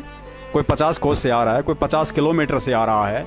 अरे अगर पड़ोसी भी आ रहा है तो उसका फर्ज बनता है कि सत्संग में भंडारा खाए, क्योंकि सत्संग का भंडारा अजब निराला होता है। परमेश्वर ने गीता जी में हमें पढ़ाया है 10वें अध्याय के 13वें श्लोक में। परमेश्वर, या फिर 13वें अध्याय का 10वां श्लोक, दो में से एक है, दास झूठ नहीं बोलेगा, दो में से एक अवश्य है, उसको देख लेना। इसलिए दास ने यहाँ पे कन्फर्म कर दिया है, क्योंकि कल को दास 10वें अध्याय का 13वां श्लोक बोल दे और आपने देखा नहीं मिला तो आपकी फिर आत्मा दुखी होगी। तो 10वें अध्याय का 13वां श्लोक या 13वां का 10वां श्लोक या तीसरे का 13वां या 13वें का तीसरा, इन तीनों में से कोई एक उठा के देख लेना। उसमें लिखा हुआ है कि पूर्ण परमेश्वर को भोग लगने के बाद जो बचा हुआ अन्न हम खाते हैं, उस बचे हुए अन्न से हमारे जन्मों जन्मों के पाप कर्म नष्ट होते हैं। तो पुण्यात्माओं, जहां पे पूर्ण परमेश्वर है कौन? लोगों ने तो श्री कृष्ण जी को पूर्ण परमेश्वर मान रखा था, उसको भोग लगा के 56 भोग लगा के अन्न खाते थे, उससे पाप क्षीण नहीं होते। गीता जी कोड वर्डों में बताई गुरुदेव ने। और पूर्ण परमेश्वर कौन है, ये सूक्ष्म वेद में लिखा हुआ है। तो सूक्ष्म वेद फिर गुरु जी ने पढ़ा है कि पूर्ण परमेश्वर बंदी छोड़ कबीर साहिब हैं। और कबीर साहिब का जहां भंडारा होगा और जो उनको भोग लगेगा पहले, और भोग लगने के बाद जो उनका बचा हुआ अन्न उसकी आत्माएं खाती हैं, उनकी आत्मा तृप्त होती है, युगों युगांतर के उनके पाप कर्म नष्ट होते हैं। और इन लोगों ने उसी कबीर परमेश्वर को ना तो भोग लगाते हैं, ना भोग नहीं लगाएंगे तो अन्न कहां से बचेगा, और अन्न नहीं बचेगा तो वितरित किसको करेंगे, तो पाप कर्म किसके क्षीण होंगे। उल्टे पाप के भागी बन रहे हैं। वो सत्संग नहीं, वो कुसंग हैं।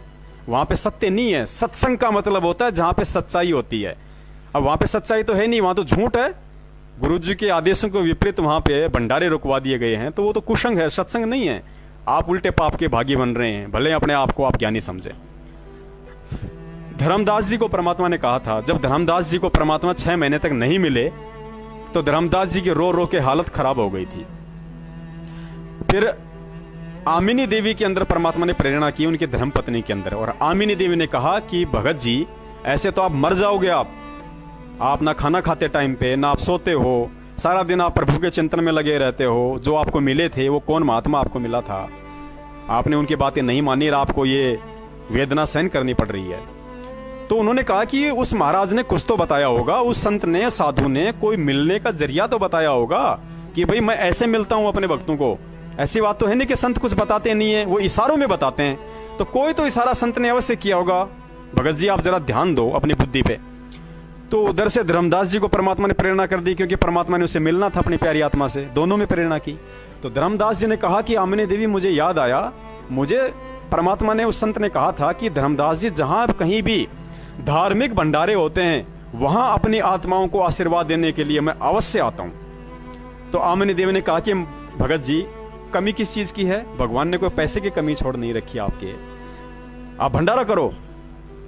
तो आप 1 दिन का भंडारा करो। तो धर्मदास ने 3 दिन का भंडारा रख दिया कि हो सकता है परमात्मा को मालूम पड़ते पड़ते देर हो जाए।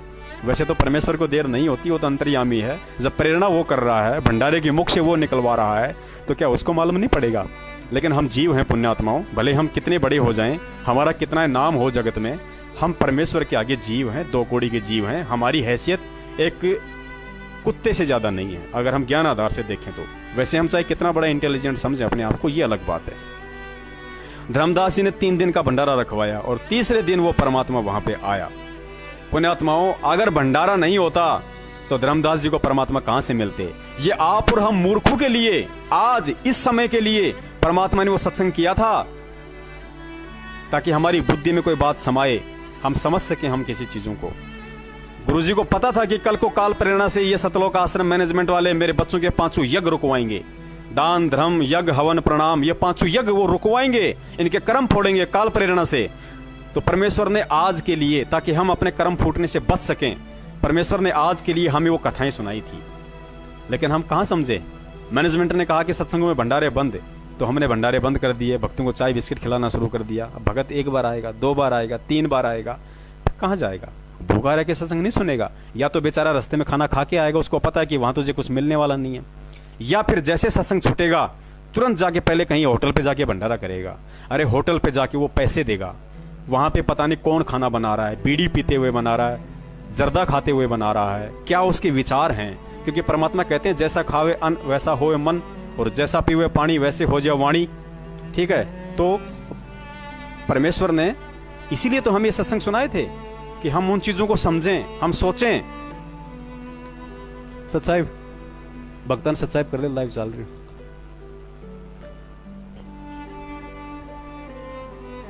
इधर आके थोड़ा सामने आ जाओ। सच्चाई बंदी छोड़ सतगुरु रामपाल जी महाराज जी की जय हो। तो परमेश्वर ने हमें इसी दिन के लिए ये सारी बातें हमें समझाई थी। देखो, हमें काशी वाले एग्जाम सुनाए परमात्मा ने। अब काशी वाली कथाएं बार बार क्यों सुनाते थे परमात्मा? अर्जुन सर्जुन की कथा क्यों सुनाई? बहन गणिका की कथा क्यों सुनाई? क्यों हमें बार बार जीवदत्ता की कथा सुनाते थे? क्यों हमें बार बार परमात्मा और अन्य कथाएं सुनाते थे?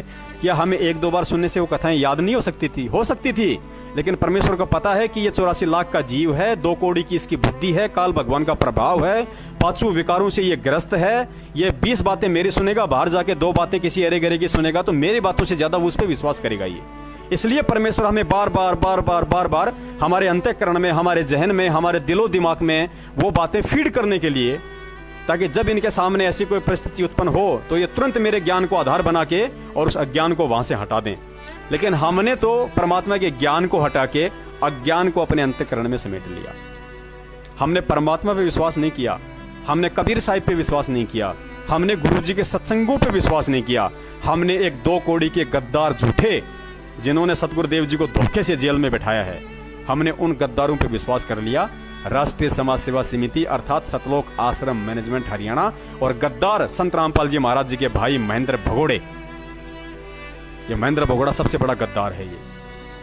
और आपको बता देते हैं, अगर नहीं पता है तो, आज गद्दार महेंद्र की वो हालत हो रही है, आप देखोगे तो आपको रोना आ जाएगा। हमें भी दुख होता है इस बात का, लेकिन कर्मों का विधान है, कौन चेंज कर दे भाई? परमेश्वर कहते हैं, तू जाने तेरी ऐसे निभेगी या हरदम लेखा भरना रे, धर्मराज के दरबार में तेरा तिल तिल का लेखा रे। अभी 5-7 दिन पहले की बात है, चंडीगढ़ में आया था ये महेंद्र, क्योंकि वहां चंडीगढ़ नामदान केंद्र वालों का आपस में झगड़ा चल रहा है। एक दूसरी पार्टी कहती है कि नामदान केंद्र मेरे को चाहिए, और जिसने ऑलरेडी नामदान केंद्र ले रखा है वो कहता कि मैं छोड़ूंगा नहीं, चाहे तू जो मर्जी कर ले। क्यों नहीं छोड़ेंगे? क्योंकि माया से चिपट चुके हैं ये लोग, हट नहीं सकते। इनका मकान किराया, इनकी दुकान का किराया, इनके बच्चों की फीस, इनकी गाड़ी का डीजल पेट्रोल, ये ससुराल जाते हैं तो गाड़ी करके लेके जाते हैं, उसका डीजल, उस गाड़ी का किराया, बच्चों के कपड़े, मार्केट से साग सब्जी, राशन, ये सब कहां से आता है? ये सब नामदान केंद्रों से आता है। आप और हम भक्तों की कमाई खा रहे हैं वो लोग, तो छोड़ कैसे देंगे भाई साहब? परमात्मा कहते हैं, यहां तो एक सरपंच का पद नहीं छोड़ सकता कोई। अरे सरपंच से हट गया तो अपने नाम के आगे सरपंच लगाना नहीं छोड़ सकता। जैसे कोई भूतपूर्व सरपंच है और किसी के घर गया और आवाज लगाई कि भाई दरवाजा खोलिए, वो बोलेगा भाई कौन बोल रहा है? अरे बोल मैं फलाना सरपंच बोल रहा हूँ। सरपंच नहीं है, लेकिन फिर भी वो छूटती नहीं है। इसलिए गुरुजी ने कहा है कि राज त्यागना साज है, सहज है, और सहज औरत का ने, पर मान बड़ाई ईर्ष्या दुर्लभ तजनाइए। ये गंदगी फर्जी नामदान केंद्रों वाली इन लोगों से छूट नहीं सकती, क्योंकि इनके खून मुंह लग गया। जैसे कोई कुत्ता होता है, वो किसी व्यक्ति को काट लेता है और खून उसके मुंह लग जाता है, फिर वो बार बार कईयों को काटने की कोशिश करता है। तो इन लोगों के संगत के हराम के पैसे का खून मुंह लग गया, ये हराम का पैसा लग गया इनके। तो वहां महेंद्र आया हुआ था, तो वहां कुछ अच्छे भगत भी गए हुए थे 1-2। उन भक्तों ने आके बताया कि महेंद्र की हालत तो ऐसी हो रही है कि मरने वाली, पूरे शरीर पे एलर्जी हो रही है, चेहरा उसका लाल हो रहा है और इतना पतला हो रहा है, यदि 10 साल का बच्चा उसको धक्का मार दे तो 10 चक्कर खा जाए। वो बार बार पेशाब करने जाता है, हर 10 मिनट में पेशाब करने जाता है, गोलियों का, मेडिसिन का, दवाइयों का थैला हाथ में लिए रहता है। क्योंकि ये तो हमें भी पता है कि महेंद्र को पहले से काफी बीमारियों ने घेर रखा था, बीपी, डायबिटीज, शुगर, बहुत सारी बीमारियों ने घेर रखा था। दवाइयों के फांके तो आश्रम में भी मारता था वो। लेकिन आज उसने अपने जो कर्म बिगाड़े हैं, उन कर्मों का असर इतना हो गया कि उसकी हालत मरणासन जैसी है। तो पुण्यात्मा होना उन लोगों के साथ भी है जो महेंद्र के इशारों पे चल रहे हैं, जो कोऑर्डिनेटर हैं, जो नामदान संचालक हैं, जो बहुत सारे मायाधारी मस्करे लोग हैं, होना उनके साथ भी है। और जो संगत उनके पीछे चल रही है अंधी होके, परमेश्वर के विधान को तोड़ते हुए इन 2 कौड़ी के जीवों के आदेशों को मान के अपने कर्म फोड़ रही है, परमेश्वर को दुखी कर रही है, होना उनके साथ भी है। लेकिन संगत पे 50% तो उन पे 80% होगा, क्योंकि मुख्य दोषी वो लोग हैं। तो इन्होंने हरियाणा के जाट आंदोलन को आरक्षण दिला कि आप और हमारे कर्म फोड़े। उसके बाद इन्होंने क्या किया कि राजपूत करणी सेना का समर्थन किया इन्होंने। अब राजपूत करणी सेना किस लिए आवाज उठा रही थी? उनके 2 मुद्दे थे।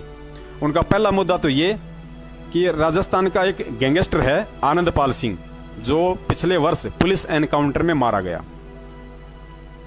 गैंगस्टर किसको कहते हैं? आपको बहुत अच्छा शब्द लग रहा होगा। ये गैंगस्टर अंग्रेजी का शब्द है, सुनने में बहुत अच्छा लगता है, लेकिन गैंगस्टर का हिंदी वर्जन होता है डाकू। जैसे चंबल में डाकू हुआ था करता था वीरप्पन, पान सिंह और बहुत सारे डाकू हुआ करते थे पहले। अब पहले हिंदी फिल्मों में भी देखा करते थे, डाकू लोग घोड़े पे आया करते थे, लोगों को लूट लिया करते थे, उनको डाकू कहते थे। और अंग्रेज उनको गैंगस्टर कहते थे उस समय, क्योंकि वो गैंग में चला करते थे डकैती करने के लिए। तो आनंद पाल सिंह जो था वो राजस्थान का था और वो गैंगस्टर था। अब वो राजनीति का शिकार हुआ या क्या हुआ, बाद में उसको भी आनंद आने लग गया वगैरह वगैरह, हम उस बातों में नहीं जाएंगे। लेकिन इन लोगों ने करणी सेना का समर्थन किया कि भाई जो आनंद पाल सिंह है, क्योंकि वो उनके समाज का था, राजपूत करणी सेना राजपूतों का संगठन है और आनंद पाल सिंह भी राजपूत था। तो कुछ तो कुछ राजनीतिक कुछ लोग थे, जैसे राजपूत करणी सेना का राष्ट्रीय अध्यक्ष सुखदेव सिंह गोगा मेडी, वो राजनीतिक आदमी है। तो वो अपना राजनीतिक स्वार्थ साधने के लिए वो तो कुछ भी करेगा, किसी भी का भी समर्थन लेगा, किसी को भी माध्यम बना लेगा। तो उसने अपने राजनीतिक स्वार्थ की पूर्ति के लिए सतलोक आश्रम मैनेजमेंट से कोई बातचीत हुई होगी, इन्होंने तुरंत उनका समर्थन कर दिया। समर्थन भी क्यों किया? क्योंकि आनंद पाल सिंह का वकील कौन था, आपको जानकर हैरानी होगी। आनंद पाल सिंह का वकील कौन था? एपी सिंह। और संत रामपाल जी महाराज का वकील भी एपी सिंह। यानी संत का भी मुकदमा लड़ रहा है और डाकू का भी मुकदमा लड़ रहा है।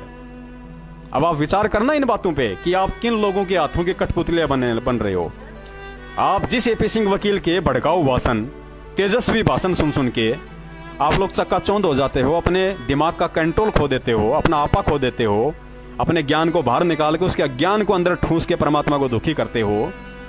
वो एपी सिंह राजस्थान के गैंगस्टर आनंद पाल सिंह का भी वकील था उसी समय, और उसी समय गुरुजी का भी वकील था। यानी वो झूठ के लिए भी मुकदमा लड़ रहा था और सच के लिए भी मुकदमा लड़ रहा था। और कहते हैं कि एपी सिंह ने नाम ले लिया, भगत बन गया। पुण्यात्माओं, जब आंखें खोलेंगी तुम्हारी तो परमेश्वर याद आएगा तुम्हें।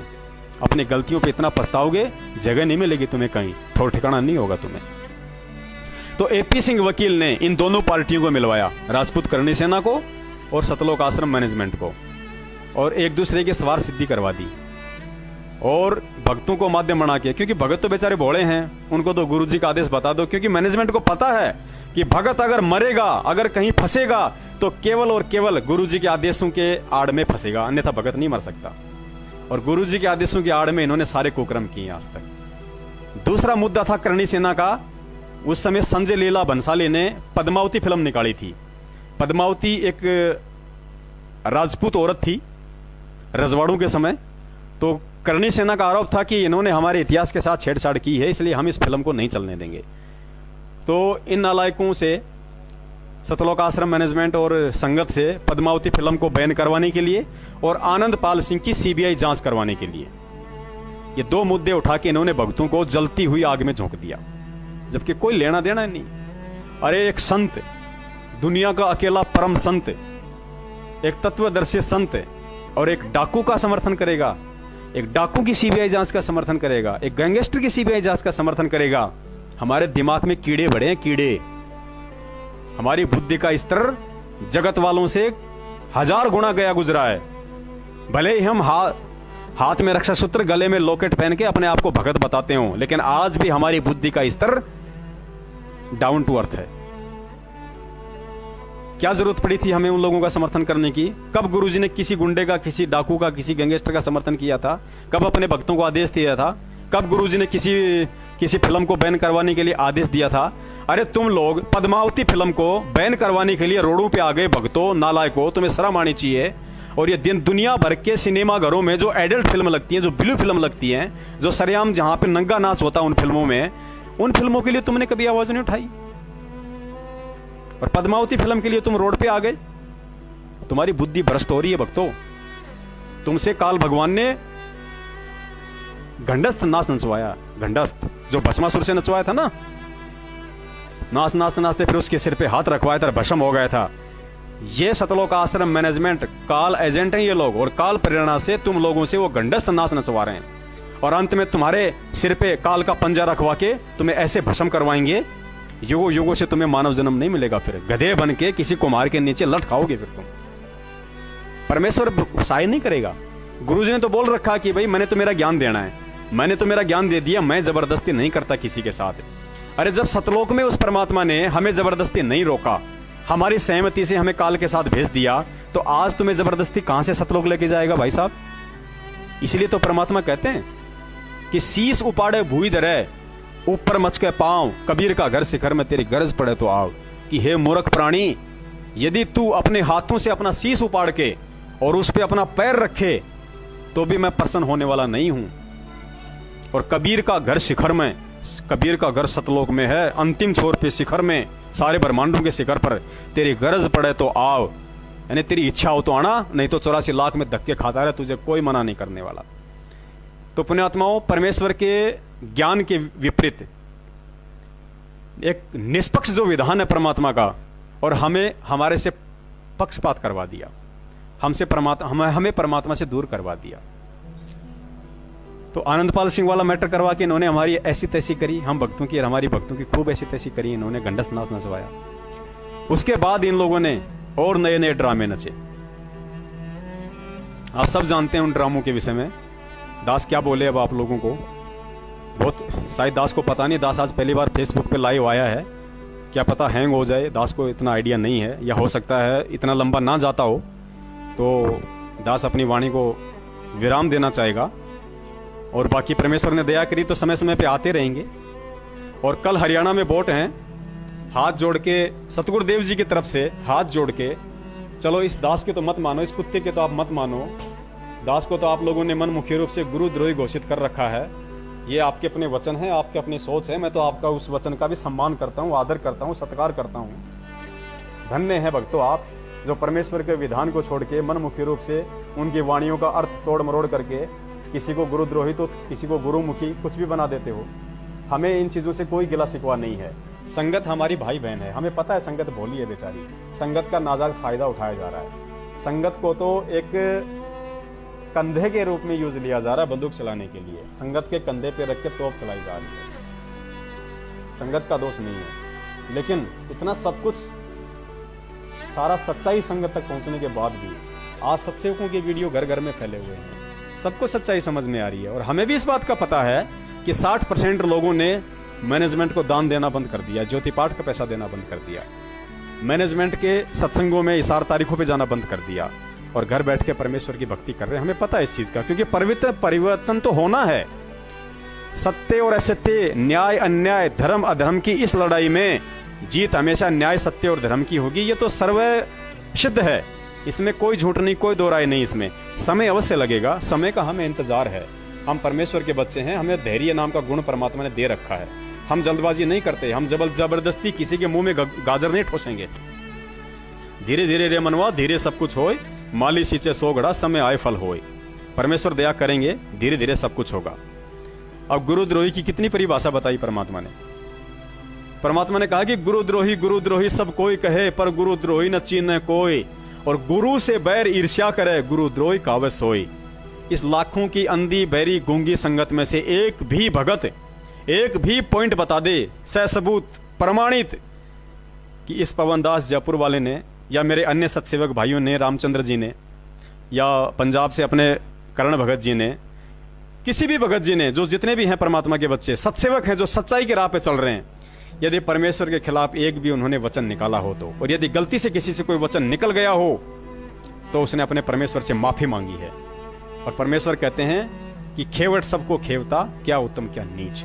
जो गलतियां करने के बाद जिसे अपनी गलती का एहसास हो जाए, जो समय ऐसा ना कर ले, उसको परमेश्वर दया करते हैं। तो दास का एक भी ऐसा ऑडियो वीडियो मैसेज स्टिकर बता दीजिए जिसमें दास ने अपने परम पूज्य सतगुरुदेव जी के विषय में एक शब्द भी कहा हो, तो दास की जुबान कट जाए, दास को अधरंग मार जाए, दास की इसी क्षण मौत हो जाए, अगर अपने सतगुरुदेव जी के प्रति दास ने मन में ऐसा कोई बुरा संदेशा अपने भाइयों को दिया हो तो आज तक। फिर भी हम गुरुद्रोही हैं। क्यों हैं? क्योंकि परमेश्वर ने इस लोक का विधान बताया है कि इस काल लोक में सच्चाई बोलने वाले को यहां ऐसे ही लड्डू मिलते हैं, जैसे कि परम संत सतगुरु रामपाल जी महाराज जी को मिल रहे हैं। उन पे देशद्रोही का धब्बा लगा हुआ है। क्या हमारे गुरु जी देशद्रोही हैं? इस बात को केवल हम भगत जानते हैं, लेकिन जगत उन्हें देशद्रोही कहता है। क्या जगत के कहने से वो देशद्रोही हो जाएंगे? क्या जगत वालों के कहने से, जिनको ज्ञान नहीं है बेचारों को, क्या जिन्होंने मीडिया के कहने से सरकार के द्वारा उल्टे सीधे आरोप लगाने से क्या हम अपने परम पूज्य सतगुरुदेव जी को देशद्रोही मान लें? नहीं मान सकते। क्यों नहीं मान सकते? क्योंकि हमें उन्होंने अपने ज्ञान से परिचित करवा रखा है। हमने उनको एडी से लेकर चोटी तक देखा है, जांचा है, परखा है। हम उनके सानिध्य में रहे हैं। हमें अपने गुरु का आचार विचार व्यवहार रहनी करनी कथनी सोच समझ उपदेश ज्ञान विचार सब पता है हमें। हम कैसे मान लें वो देशद्रोही है?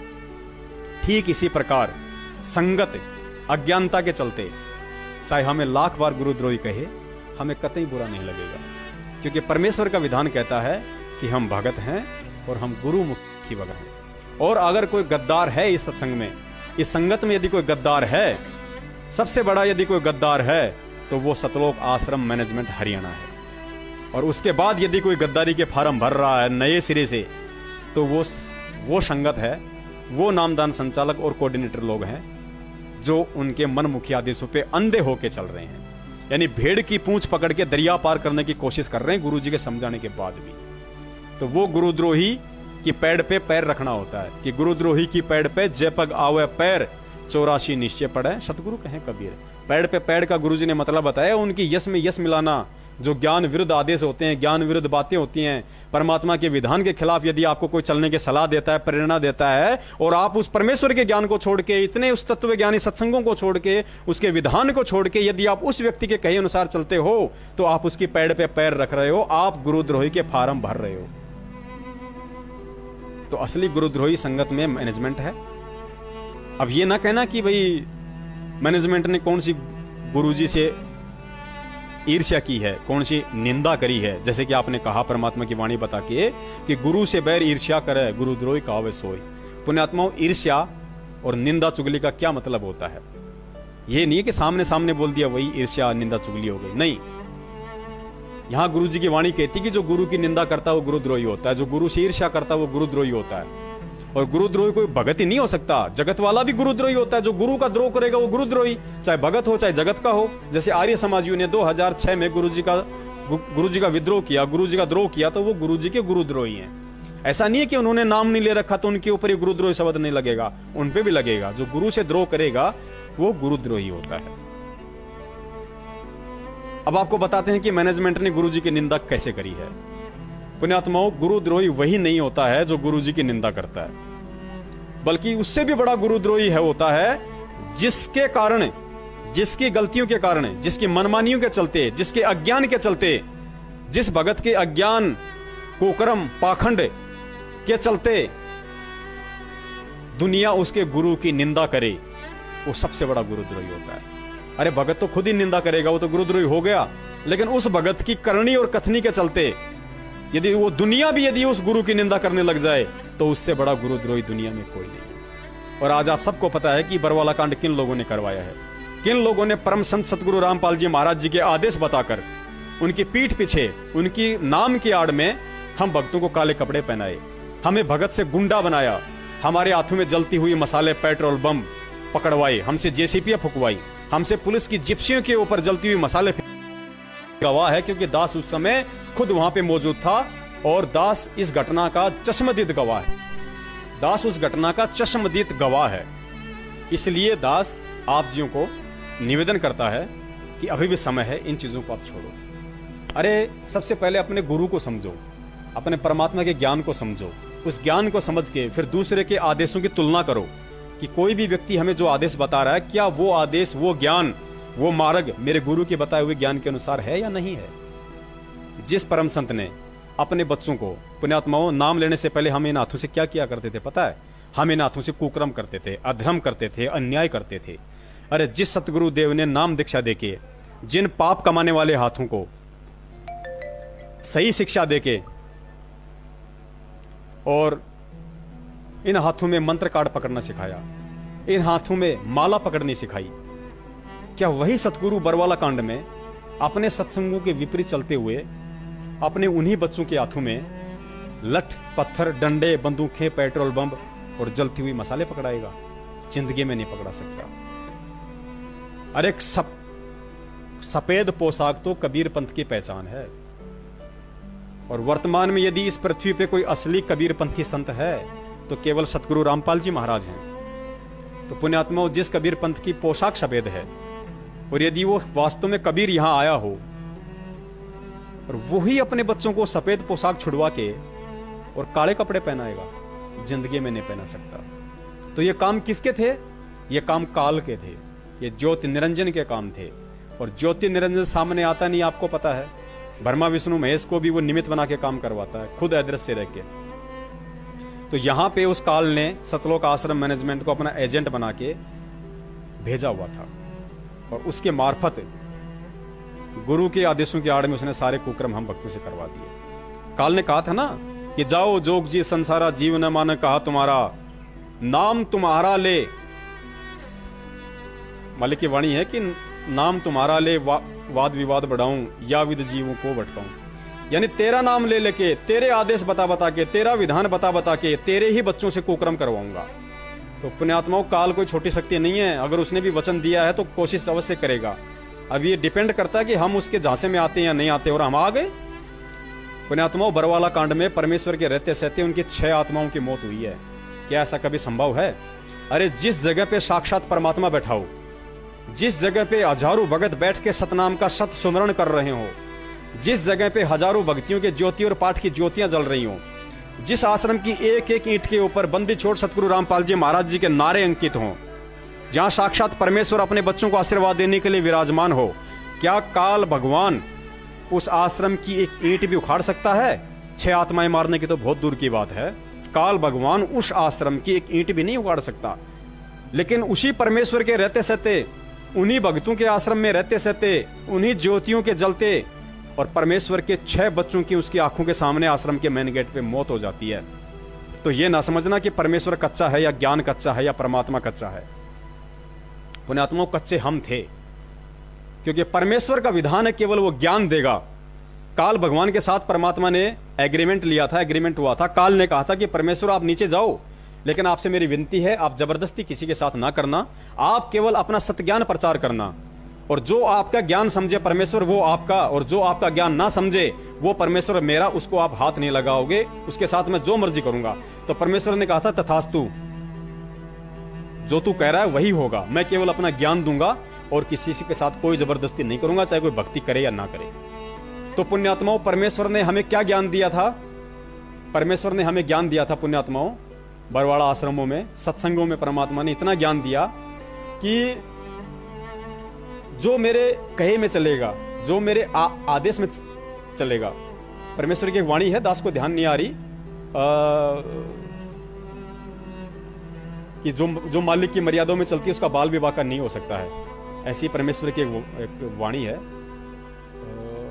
बंदी छोड़ से दूर रामपाल जी महाराज की जय हो। हाँ, दया करी परमात्मा ने, वाणी ध्यान में आई। परमेश्वर कहते हैं, जब तक हंसा हमरी आना और काल लगे ना तेरा बाणा। परमेश्वर ने काल से कहा था कि जब तक मेरा हंस, मेरा भगत मेरी आन यानी मर्यादा में रहेगा, मेरे वचनों पे चलेगा, तेरा काल कोई बाण नहीं लग सकता, तेरा कोई दाव नहीं लग सकता, चाहे तू जितनी मर्जी कोशिश कर लेना।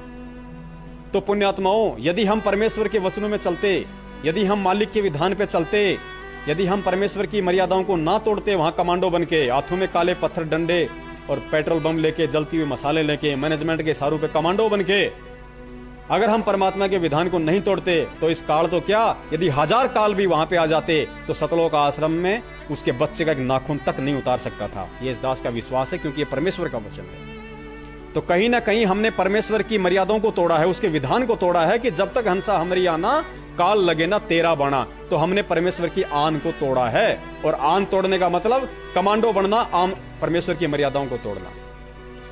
हाथों में सुमरनी और मंत्र कार्ड छोड़ के पत्थर पकड़ना, लठ पकड़ना, जलती हुई मसाले पकड़ना, मसाले पकड़ना और बंदूकें पकड़ना, यह परमेश्वर की मर्यादाओं को तोड़ना है। सतलोक आश्रम मैनेजमेंट के कहे अनुसार आश्रम के बाहर खड़े होकर पुलिस वालों के साथ मरने मारने के लिए तैयार होना, यह परमेश्वर की मर्यादाओं को तोड़ना है। क्या हम में से किसी भी गधे ने एक भी आदेश जो हमें बरवाला कांड में दिए गए थे मैनेजमेंट के द्वारा, क्या हमने सतगुरुदेव जी के मुख कमल से उस 10 दिन के ड्रामे में, घटनाक्रम में गुरुजी के मुख से सुना? अरे अगर गुरुजी ने ही तारीख पे नहीं जाना होता, अगर गुरुजी ने ही कोर्ट की अवमानना करनी होती, यदि गुरुजी ने ही भक्तों को कमांडो बनाना होता, यदि गुरुजी ने ही राष्ट्रीय समाज सेवा समिति बनाई होती, यदि गुरुजी ने ही हमें मरने मारने के लिए मेन गेट के बाहर बैठाना होता, तो पुण्यात्मा वो परमेश्वर अपना एक वचन बोल देता वहां आके स्टेज पे कि बच्चों, ये राष्ट्रीय समाज सेवा समिति मेरी है और मेरे ही आदेश से सारी कार्य हो रहे हैं और मैं चंडीगढ़ की तारीख पे नहीं जाना चाहता और ये मेरा आदेश है कि महिलाओं और बच्चों को और युवा भक्तों को कमांडो बना के कुछ को छत पे, कुछ को मेन गेट के बाहर बैठा दो, पुलिस अंदर नहीं आनी चाहिए। तो पुण्यात्माओं, कोई भी व्यक्ति आश्रम में नहीं रहता, सबके सब आश्रम के बाहर मिलते आपको सतगुरु की सेवा में। और सतगुरु देव जी अगर ये बात बोल देते तो उस आदेश के बाद पुलिस की या किसी की भी हिम्मत नहीं थी कि परमेश्वर के एक बच्चे का नाखून भी उखाड़ लेता, क्योंकि वो परमेश्वर का वचन हो गया था। लेकिन हम गधों ने नहीं सुना कभी भी। गुरुजी भक्तों को आशीर्वाद भी देने आए थे 10 तारीख को, लेकिन उस समय भी गुरुजी ने किसी को ये नहीं कहा कि बच्चों ये तुम कर रहे हो सही कर रहे हो। गुरुजी ने नहीं कहा। क्यों नहीं कहा? क्योंकि परमेश्वर का वचन था काल भगवान के साथ कि परमेश्वर आप अपना ज्ञान दोगे और आपका ज्ञान समझ के जो आपके अनुसार चले वो आपका, नहीं तो मेरा। और पुण्यात्माओं, उस परीक्षा के तहत, अपने वचन के तहत, क्योंकि हम 2 कौड़ी के जीव हैं, हम अपने वचन को तोड़ सकते हैं लेकिन परमेश्वर अपना वचन नहीं तोड़ेगा। अगर उसने अपना वचन तोड़ दिया तो पूरी सृष्टि तहस नहस हो जाएगी। क्योंकि ये जो ब्रह्मांड है, पिंड हैं, ये जितने भी लोक हैं, पूरी सृष्टि का जो संचालन हो रहा है, ये किसके कारण हो रहा है? परमेश्वर ने तारों से नहीं बांध रखे किसी को, परमेश्वर ने अपने वचन से बांध रखे हैं सबको। सारा सिस्टम, सारी सृष्टि सब उनके वचन से चल रही है और अगर उसका वचन टूट गया तो सब कुछ नष्ट हो जाएगा। यहाँ पे परमेश्वर की वाणी है कि पोपाटी पगड़ा भया और जागी जिया जून, सब काहू को देत है चोंच समाना चून। और एक वाणी में परमेश्वर ने कहा कि अनंत कोटि बाजी जहां हम रचे सकल ब्रह्मंड और गरीब दास मैं क्या करूं यो काल करे जीव खंड। परमेश्वर अपनी समर्थता बता रहे हैं आदरणीय गरीबदास जी महाराज जी को कि भाई गरीबदास, मैं अनंत कोटि ब्रह्मांड का स्वामी हूं, मैं राजा हूं, मैंने ही सारे ब्रह्मांडों की रचना की है। लेकिन यदि मेरा भगत मेरी मर्यादा तोड़ेगा और काल का उस पर दाव लगेगा तो मैं भी वहां पे असमर्थ हो जाता हूं अपने वचन के आगे, क्योंकि वचन तोड़ना भी परमात्मा की असमर्थता हो जाएगी। तो परमेश्वर अपने वचन को नहीं तोड़ेंगे भाई। तो ये काल जीव खंड करता है। इस काल में मर्यादाएं तोड़वा के अपने एजेंटों के माध्यम से हमें परमेश्वर से दूर करके और फिर हमें यह खंड करता है पुण्यात्मा। तो बरवाला कांड में हमको काल ने खंड किया था और परमेश्वर कहते हैं देखो खेल सारे परमेश्वर के हैं, कोई ये ना समझे कि सारा खेल काल ने खेल दिया, नहीं, सारे खेल परमेश्वर खेलता है। काल केवल उतना ही करता है जितना उसके अधिकार में होता है, उसकी लिमिट में होता है। करोथा कांड हुआ, तो करोथा कांड होने के बाद जब गुरुजी आश्रम में आए तो परमेश्वर ने करोथा कांड के विषय में टिप्पणी करते हुए कहा था कि बच्चों, ये जो करोथा कांड था ये काल भगवान का झकझोल था, यानी करवाया तो काल भगवान ने था, लेकिन इसी बहाने परमेश्वर ने भी अपने बच्चों की परख कर ली। कहते हैं गरीब कच्चा हीरा कृच हो नहीं सहे घनबार, ऐसा यह मन हो रहा लेखा लेकर तार। तो परमेश्वर ने अपने बच्चों की परख कर ली वहां पे कि देखता हूं, देखिए इतना ज्ञान देने के बाद में इनमें कितने कच्चे हीरे हैं और कितने पक्के हीरे हैं। और परमेश्वर ने कहा कि मेरा एक भी बच्चा कृच नहीं हुआ। और आज तो पुण्यात्माओं संगत में शायद ही कोई ऐसा हो जो अपने आप को हीरा कह सके। ये दास भी नहीं कह सकता अपने आप को। हालांकि बहुत सारे भगत दास के विषय में टिप्पणी करते हैं कि आप संत रामपाल जी महाराज जी के आप जो है आप परम भगत हो, आप उनके परम शिष्य हो। जगत वाले भाई भी वीडियो देख देख के कमेंट्स करते हैं, लेकिन दास नहीं मानता इस चीज को, क्योंकि दास जिस दिन उनका परम शिष्य हो जाएगा उस दिन दास आपको फेसबुक पे लाइव नहीं मिलेगा। दास उस दिन अपने सतलोक वाले भाइयों को मिलेगा, यहाँ नहीं मिलेगा। दास में भी 5 विकार हैं, दास में भी सारे विकार हैं। अभी ऐसी बात नहीं कि दास में विकार नहीं है। काम, क्रोध, मोह, लोभ, अहंकार, 25 प्रकृतियां। सतगुरु देव जी के अलावा वर्तमान में इस पृथ्वी के ऊपर ऐसा कोई नर प्राणी नहीं है, ऐसा कोई जीव नहीं है जिसके अंदर ये 5 विकार ना हो। दास भी उन 5 विकारों से ग्रसित है, लेकिन परमेश्वर कहते हैं कि मेरे ज्ञान देने के बाद ये विकार तुम्हें परेशान नहीं करेंगे, तुमसे ऐसी कोई मर्यादा खंड नहीं करवाएंगे कि तुम मेरे से दूर हो जाएगा। और परमेश्वर ने यहां तक कहा कि विकार अंतिम समय तक दूर नहीं होंगे। तुम्हारे जो 5 विकार हैं ये तुम निकाल नहीं सकते, इनको मिटा नहीं सकते, मार नहीं सकते। गुरुजी ने कहा कि ये जब तक तुम इस शरीर में हो तुमसे बंधे हुए हैं ये। और फिर गुरुजी ने बताया कि यदि कुछ हो सकता है तो डाइल्यूट होंगे, ये 5 विकार डाइल्यूट होंगे। किससे? ज्ञान से निष्क्रिय हो जाएंगे। ये तुमसे वो कुकर्म नहीं करवा सकते जो काल चाहता है मेरे से दूर करने के लिए। ये उस भगत के लिए कहा है परमात्मा ने जो उनके ज्ञान को आधार बना के चलेगा। तो आज जितने भी सत्सेवक हैं उन पे परमेश्वर की बहुत बड़ी दया है। मालिक की सेवा करते हुए, वो मर्यादा में रहते हुए परमेश्वर से ही प्रार्थना करते करते कि हे परमेश्वर हमें मर्यादाओं में रखना। हम तो 2 कौड़ी के जीव हैं मालिक, हमारी कोई औकात नहीं है बंदी छोड़।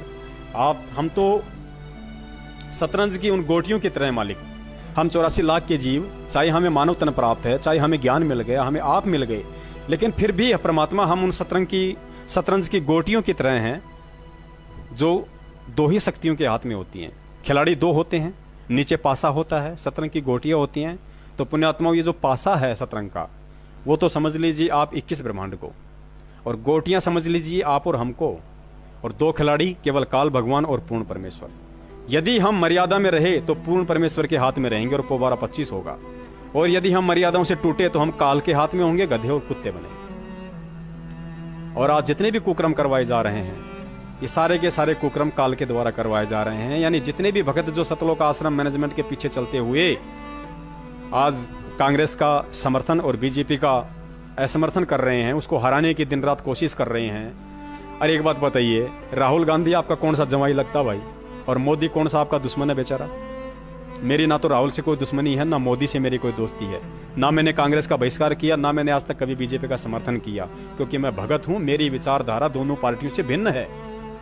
अरे आजकल तो सरकार ने भी ऑप्शन दे दिया नोटा के बटन का, कि यदि आप दोनों में से किसी भी पार्टी को पसंद नहीं करते हैं तो आप नोटा का बटन दबा दीजिए। इससे ये होता है कि मेरा किसी भी राजनीतिक पार्टी या राजनीतिक उम्मीदवार से कोई लेन देन नहीं है, ना मैं किसी का समर्थन करता हूं। तो आप उन पाप कर्मों से बच जाओगे जो जीतने के बाद उनमें से एक पार्टी पाप कर्म करेगी। और हम भगत होके और हम उनका पक्ष कर रहे हैं, एक का विपक्ष कर रहे हैं। हम तो परमात्मा की मर्यादाओं से दूर हो रहे हैं। तो हम कहां चल रहे हैं पुण्यात्मा? अभी भी नहीं जागे तो कब जागेंगे? हर युग में परमात्मा आते हैं, हर युग में हमें यही ज्ञान देते हैं, यही मंत्र देते हैं, और हर युग में हम ऐसी ही गलतियां कर जाते हैं। ये बार बार सत्संग सुनाने का मकसद परमात्मा का यही था कि पुण्यात्माओं, जो गलती तुम पहले कर चुके हो वो गलती आगे ना करना तुम। हमें भीड़ को देख के नहीं चलना। अरे भीड़ को देख के तो भेड़ चलती है, गधे चलते हैं, जानवर चलते हैं। भीड़ को देख के इंसान नहीं चलता। इंसान अपनी बुद्धि और विवेक का इस्तेमाल करके चलता है। 650 साल पहले हम भीड़ को देख के चले। लोगों ने कहा कि देख तेरा गुरु पाखंडी, नालायक, शराब की बोतल लेके वैश्या को हाथी पे बिठा के कुकर्म कर रहा है, ऐसा है तेरा गुरु? डूब मरो तुम और तुम्हारे गुरु। नालायक को बदनाम कर दिया पूरी काशी को। हम लोग लज्जित होके, बिना ज्ञान के, हम लोग दबाव में आके, हम लोग शर्मिंदे होके, अपने परमात्मा में कमियां निकाल के, और हम उनको भड़वा भड़वा कहने लग गए। हमने भी कहा उनको भड़वा। ये दास भी उनमें से एक है, उन 64 लाख में से। क्या कहा कि भड़वा भड़वा सब कोई कहे। सब कोई का मतलब परमेश्वर कह रहे हैं कि भड़वा भड़वा सब कोई कहे। सब कोई का मतलब जगत और भगत सब आ गए सब कोई में। भड़वा भड़वा सब कोई कहे, पर कोई न जाने खोज, और दास कबीर, और दास गरीब कबीर करम, यो बाटे सिर का बोझ। परमात्मा कहते हैं कि उस समय सब मेरे भगत हो रहे, भगत मुझे भड़वा भड़वा कह रहे थे, लेकिन उनको इस बात का ज्ञान नहीं था। गरीबदास जी महाराज कहते हैं कि उस बात का ज्ञान नहीं था कि वो कबीर परमात्मा अपने सिर से नकलियों का भार उतार रहा था। क्योंकि आध्यात्मिक जीवन का एक विधान है पुण्यात्माओं। जैसे हम लोग अपने बच्चे को स्कूल भेजते हैं, या हम भी स्कूल में गए थे, और साल भर पढ़ाई के बाद हमारा टेस्ट होता था, हमारी परीक्षा होती थी। वो परीक्षा क्यों होती थी? असली और नकली को छांटने के लिए, ज्ञानी और अज्ञानी शिष्य की, विद्यार्थी की परख करने के लिए वो परीक्षा होती थी। ये विधान है यहाँ पे।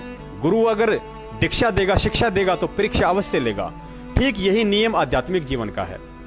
यदि गुरु शिष्य बनाता है तो उस शिष्य की परख करना उसके लिए परम अनिवार्य है। क्यों अनिवार्य है? क्योंकि परमात्मा का विधान लागू हो जाता है उस गुरु के ऊपर। क्या विधान है? कि जब तक शिष्य पार नहीं होगा तब तक गुरु पार नहीं हो सकता। इसलिए तो गुरु जी कहते हैं कि अन्य जितने भी नकली संत हैं ये अपने ऊपर भार रख रहे हैं। ये 84 लाख योनियों में जाएंगे और इनके फॉलोअर्स भी जाएंगे बिना ज्ञान के, क्योंकि इनके पास मोक्ष मंत्र नहीं है, मोक्ष मार्ग नहीं है। शिष्य भी 84 में जाएंगे। जब शिष्य पार नहीं होगा तो गुरु भी पार नहीं हो सकता। ये विधान है परमेश्वर का, इस भक्ति मार्ग का। तो अपने गुरुदेव के ऊपर भी यही विधान लागू है परमेश्वर का। तो संत रामपाल जी महाराज जी कैसे पीछे हट सकते हैं भाई? जब खुद परमेश्वर आए कबीर साहब काशी में, वो तो खुद परमेश्वर थे, उनके ऊपर कौन सा विधान लागू था? उन्होंने तो खुद विधान बनाया था। लेकिन उन्होंने हमें शिक्षा देने के लिए, आगे जो गुरु प्रणाली आएगी उसको एक नई शिक्षा देने के लिए क्योंकि गुरु के लिए भी बहुत सारे संकेत दिए परमात्मा ने। हम जब नित्य नियम पढ़ते हैं तो परमात्मा ने सतगुरु के लिए भी बहुत सारे निर्देश दिए कि यदि आप उन निर्देशों में रह के अपने अनुयायियों को शिक्षा दोगे तो ही ठीक, अन्यथा आपके साथ भी वही बीतेगी जो अन्य की बीतती है। क्योंकि परमेश्वर के घर में किसी के साथ कोई प्यार प्रेम पक्ष विपक्ष नहीं है, परमेश्वर निष्पक्ष होकर चलता है। तो परमेश्वर कबीर साहिब जी ने वहां पे काशी के अंदर, और हम उनको भड़वा भड़वा कहा, हम लोगों ने उनको, परमेश्वर ने हमें अपनी झोली से बाहर निकाल फेंका। तो आध्यात्मिक नियम के तहत कबीर परमात्मा ने भी हमारी ली परीक्षा, वहां पे हम फेल हो गए। फिर उसी आध्यात्मिक नियम के अनुसार संत रामपाल जी महाराज जी को भी अपनी परीक्षा देनी पड़ी थी, क्योंकि संत रामपाल जी महाराज जी भी स्वामी रामदेवानंद जी महाराज जी के शिष्य थे। क्योंकि गुरु परंपरा अति आवश्यक है, और गुरु परंपरा के बिना यह भक्ति मार्ग आगे नहीं चल सकता। और जब खुद कबीर साहिब जी ने रामानंद जी को अपनी परीक्षा दी, तो कबीर साहिब जी से जो गुरु प्रणाली आगे चलेगी, वो अपनी परीक्षा कैसे नहीं देंगे, कैसे वो गुरु अपनी परीक्षा नहीं लेंगे। तो सतगुरुदेव जी के विषय में बताया जाता है कि सतगुरुदेव जी को हरियाणा के चिमने डेराने गांव के एक रामस्वरूप भगत जी हैं, उन्होंने गुरु जी को बताया कि भाई आपके मतलब के कबीर पंथी संत है रामदेवानंद जी महाराज, आप कहो तो आपको मैं ले चलता हूं उनके पास। तो गुरु जी तो भक्ति भाव में थे ही, परमेश्वर की दया थी, तो लीला थी मालिक की। रामस्वरूप जी को तो खाली निमित्त बनाना था। तो गुरु जी रामस्वरूप जी के साथ दादा गुरु जी के आश्रम में चले गए। दादा गुरु जी ने जाते ही उन्हें नाम दीक्षा दे दी, क्योंकि उन्हें तो उस हीरे की जरूरत थी, उनका राह देख रहे थे, वो समय आ गया था। दादा गुरु जी भी अंतर्यामी थे, उन्हें भी सब पता था भाई, सतगुरु थे, वो भी बंदी छोड़ थे। तो दादा गुरु जी ने सतगुरुदेव जी को नाम दीक्षा दे दी। गुरु जी अपने, जैसे आप और हम भक्ति करते हैं, ऐसे अपनी भक्ति भी कर रहे थे, अपना जेई की नौकरी भी कर रहे थे परमेश्वर। अब जब दादा गुरु जी काफी वृद्ध हो चले और ये गुरु प्रणाली किसी अन्य आत्मा के हाथों में सौंपने का समय आ गया था, तो उन्होंने उससे पहले अपने भक्तों की परीक्षा लेनी थी। तो दादा गुरु जी ने क्या लीला रची, अपने दस्त लगा लिए, बीमार हो गए, लूज मोशन हो गए, और 1 नहीं 2 नहीं 3 महीने तक वो कंटिन्यू चले। अब दस्त नॉर्मली 2 दिन लगे, 3 दिन लगे, ज्यादा से ज्यादा 5 दिन लग जाएं, लेकिन 3 महीने किसी को दस्त हो जाए तो आदमी सोचने पे भी मजबूर हो जाता है। तो संगत में कुशर पुसर शुरू हो गई। कहते हैं संगत माई कुसंगत उपजे जैसे बड़ में बांस, और आप पे घिस घिस आग लगा ले कर औरों का भी नाश। तो पुण्यात्माओं, गुरुजी ने सत्संग में बताया कि सत्संग में कुशर पुसर शुरू हो गई। कोई कहने लगा कि भाई देखो, दस्त कोई 3-3 महीने थोड़े लगते हैं, 3 दिन लग जाएं, 4 दिन लग जाएं, ये कोई बात थोड़ी है। कुछ कहने लगे कि भाई लगता है गुरुजी का दिमाग खराब हो गया, क्योंकि दादा गुरुजी उस समय क्या करते थे, बार बार लेटरिन जाते थे, फिर बार बार कहते भाई हाथ धुलाओ, फिर बैठ गए, फिर कहते भाई मैं लेटरिन जाऊंगा, फिर लेटरिन करके आए, फिर हाथ धोए, फिर फ्रेश होने गए, कभी मुंह धोया। मतलब दिन में 10-10 12-12 बार बाथरूम में जाते थे, फ्रेश होने जाते थे, लेटरिन के लिए जाते थे। तो लोग कहते थे भाई लगता है इनका दिमाग खराब हो गया, क्योंकि उम्र भी बहुत ज्यादा हो गई, 114-15 साल के आसपास हो गई, उम्र का भी तगाजा होता है। क्योंकि पुण्यात्माओं, तत्व ज्ञान तो हमें आज मिला है, तत्व ज्ञान दादा गुरुदेव जी के शिष्यों को नहीं था, क्योंकि उस समय ये पूर्ण तत्व ज्ञान किसी ने देना भी नहीं था। और वो नाम दीक्षा मंत्र जो ओरिजिनल, जो आज आप और हमें मिले हुए हैं, वो नाम दीक्षा मंत्र केवल दादा गुरुदेव जी ने अपने बच्चे संत रामपाल जी महाराज जी के अलावा किसी को नहीं दिए थे। आप महेंद्र को पूछ लेना, महेंद्र ने भी दादा गुरुदेव जी से नाम दीक्षा ली थी, महेंद्र को भी वो मंत्र नहीं मिले थे जो दादा गुरुदेव जी ने संत रामपाल जी महाराज जी को दिए थे, सार नाम और सार शब्द, वो भी उनको नहीं दिया था। दादा गुरुदेव जी किसी को ओम भगवते वासुदेवाय नमः, किसी को ओम, किसी को क्या दिया करते थे, लेकिन वास्तविक मंत्र उन्होंने केवल संत रामपाल जी महाराज जी को दिए थे, क्योंकि गुरु प्रणाली के तहत आगे उन्होंने ही यथार्थ 13वें कबीर पंथ को आगे बढ़ाना था, वही परमेश्वर के अंतिम पैगंबर थे। तो संगत में तरह तरह की बातें होने लग गई। अब ये बातें रामस्वरूप भगत जी के पास भी पहुंच गई।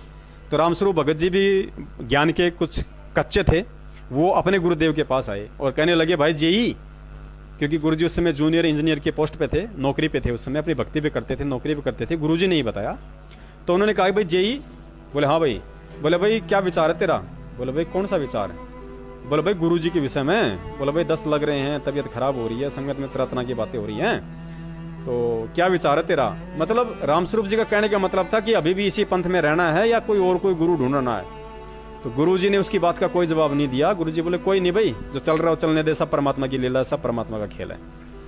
10-15 दिन बाद फिर रामस्वरूप जी गुरुजी के पास आए और वही शब्द उनसे दोहराया कि भाई जय साहब क्या विचार किया, मैंने आपको जो बातें कही थी तो गुरुजी ने कहा भी क्या विचार, क्या बातें, मेरे तो कुछ समझ में नहीं आ रहा। तो रामस्वरूप जी ने कहा कि भाई देख, गुरुजी का हो गया दिमाग खराब, 3-3 महीने किसी के 10 थोड़े लगा करते हैं, ऐसा थोड़ी है कोई, भाई अपने को तो मोक्ष चाहिए, मुक्ति चाहिए, कोई दूसरा गुरु देखते हैं। तब गुरुजी ने रामस्वरूप जी को जो शब्द कहे थे, पुण्यात्मा आप सुनना उन शब्दों को, कि कौन अधिकारी होता है सतगुरु के सच्चा शिष्य कहलाने का। तो परम संत सतगुरु रामपाल जी महाराज जी ने, जो उस समय एक भगत की भूमिका में थे और ज्यादा समय नाम भी लिए हुए नहीं हुआ था, सतगुरुदेव जी ने उस रामस्वरूप भगत को कहा, रे कि रामस्वरूप नालायक, अरे ये शब्द बोलने से पहले तेरी जुबान के अंदर कीड़े क्यों नहीं पड़ गए कि गुरु जी का दिमाग खराब हो गया। अरे गुरु यानी भगवान, और जिस दिन भगवान का दिमाग खराब हो जाएगा नालायक, ये पूरी सृष्टि तहस नहस हो जाएगी, ये खंड पिंड ब्रह्मांड सब नष्ट हो जाएंगे। और देख आंख खोल के उन्होंने परमेश्वर की वाणी बताई कि पो पाटी पगड़ा भया और जागी जिया जून, सब काहू को देत है वो चोंच समाना चूर। कि रे मूर्ख, वो पूर्ण परमात्मा, वो पूर्ण परमेश्वर, वो गुरुदेव पूरी सृष्टि को आज लालन पालन कर रहा है उसका। वो परमेश्वर चींटी को कण और हाथी को मन दे रहा है। देख सारे पेड़ पौधे, नदियां, नाले हैं, सब अपने अपनी जगह पे स्थिर हैं, सब अपना अपना काम सुनियोजित तरीके से कर रहे हैं, प्रकृति सही चल रही है। इसका मतलब गुरु जी का दिमाग खराब नहीं हुआ, दिमाग तेरा खराब हो गया। और नालायक, अपनी इस गलती के लिए, अपने इन शब्दों के लिए पैरों पड़ के सतगुरुदेव जी से समायाचना कर, वरना नरक का भागी बनेगा, तूने वो पाप कमा लिया। पुण्यात्मा उसी समय रामस्वरूप जी की आंखों में आंसू आ गए और गुरु जी से बोले, भाई मुझे माफ कर। तो गुरु जी ने कहा कि भाई माफी मुझसे नहीं, माफी सतगुरुदेव जी से मांग, चल दोनों भाई चलते हैं। दोनों सतगुरुदेव जी के पास गए, दादा गुरु जी के पास अपनी समायाचना करी। और फिर उस समय दादा गुरु जी ने पूरी संगत को इकट्ठा करके और सबके सामने ऐलान कर दिया, सबको अपना आदेश दे दिया था कि आज के बाद यदि इस पंथ में कोई गुरु होगा तो केवल अपने गुरु जी की ओर इशारा किया कि ये, गुरु जी का नाम लेके कहा कि ये रामपाल होगा। और जो आज से इसको अपना गुरु नहीं मानेगा वो मेरा भी कुछ नहीं लगता है। और गुरु जी को भी आशीर्वाद दे दिया कि तेरे से बढ़कर संत इस विश्व में आने वाले समय में कोई नहीं होगा। तू पूरे विश्व का कल्याण करेगा, पूरे विश्व को तू बदलेगा, पूरे विश्व का विधान बदलेगा। उस समय गुरु जी को भी विश्वास नहीं हुआ था, लेकिन संत का वचन, क्योंकि कहते हैं साध वचन पलटे नहीं, चाहे पलट जाए ब्रह्मांड। संत का वचन नहीं पलट सकता कभी भी, चाहे कुछ भी हो जाए, चाहे दुनिया पलट जाए, सूरज उगना छोड़ दे, तारे उगना छोड़ दें, नदियां उल्टी बहने लग जाएं, कुछ भी हो जाए, लेकिन संत का वचन कभी पलटा नहीं करता। ये परमात्मा का विधान कहता है। और आज वही दादा गुरुदेव जी का वचन फल रहा है कि आज गुरु जी का ज्ञान पूरे विश्व में है।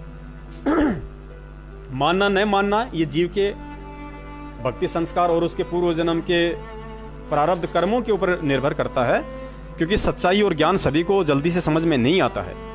लेकिन आज सतगुरुदेव जी का ज्ञान शिखर में है। क्यों है?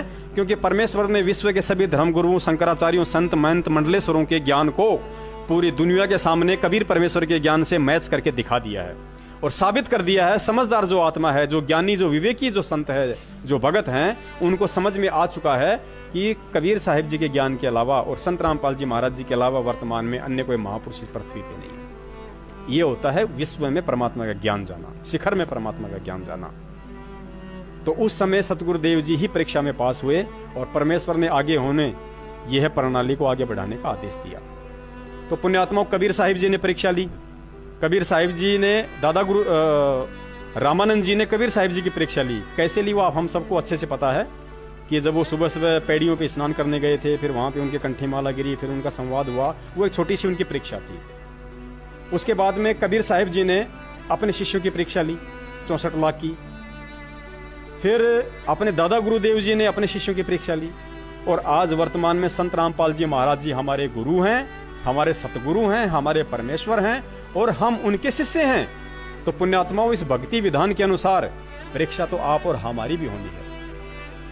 और आज वही परीक्षा बरवाला कांड के बाद आप और हमारी चल रही है पुण्यात्माओं। और आप जिस स्वयं अपनी अंतरात्मा से अपने किए गए कर्म कुकर्मों से 2014 के बाद इन 5 सालों में, इन 4.5 सालों में आपने कुछ गद्दार लोगों के बहकाव में आके आप लोगों ने जो जो कर्म कुकर्म किए हैं, जो भक्ति विरुद्ध कर्म किए हैं, उनसे आप जिस स्वयं अपना आकलन कर लेना कि आप कितने परमेश्वर के नजदीक हैं, कितने आप सतगुरुदेव जी के हृदय में अपनी जगह बना पाए और कितना आप काल के नजदीक हैं। और हमारी परीक्षा क्या हुई? कुछ भी तो नहीं हुआ। अगर सही पूछो, असल में पूछो, तो परीक्षा भी वो परमेश्वर दे रहा है। पुण्यात्माओं, उस परमेश्वर ने बरवाला कांड की धधकती हुई आग में से आप और हम कुत्तों को सकुशल बाहर निकाला, अपने बाल बच्चों के पास भेजा। और खुद वो परमेश्वर जेल में जाके इतनी यातनाएं भोगी हैं परमेश्वर ने। पुण्यात्माओं, कहा नहीं जाता लेकिन कहना पड़ेगा, जब परमेश्वर इस पृथ्वी पे आते हैं,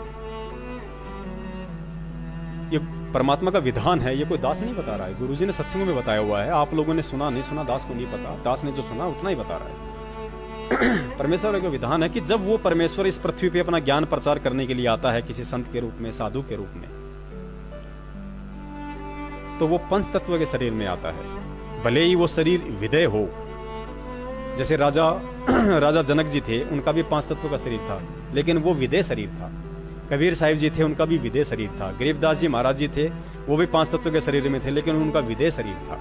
ऐसे ही संत रामपाल जी महाराज जी के रूप में कबीर परमेश्वर हैं, वो पंच तत्व के शरीर में है, लेकिन विदेह शरीर है। और पांच तत्व का शरीर किस ब्रह्मांड का नियम है पुण्यात्माओं, कि उसको सर्दी, गर्मी, बरसात, ठंडा, हानि, लाभ, अच्छा बुरा सब कुछ महसूस होगा उसको। अगर ऐसा नहीं होता तो संत रामपाल जी महाराज जी गर्मियों के समय एसी चालू करके सत्संग नहीं करते, और सर्दियों में कोट नहीं पहनते, आंखों पे चश्मा नहीं लगाते।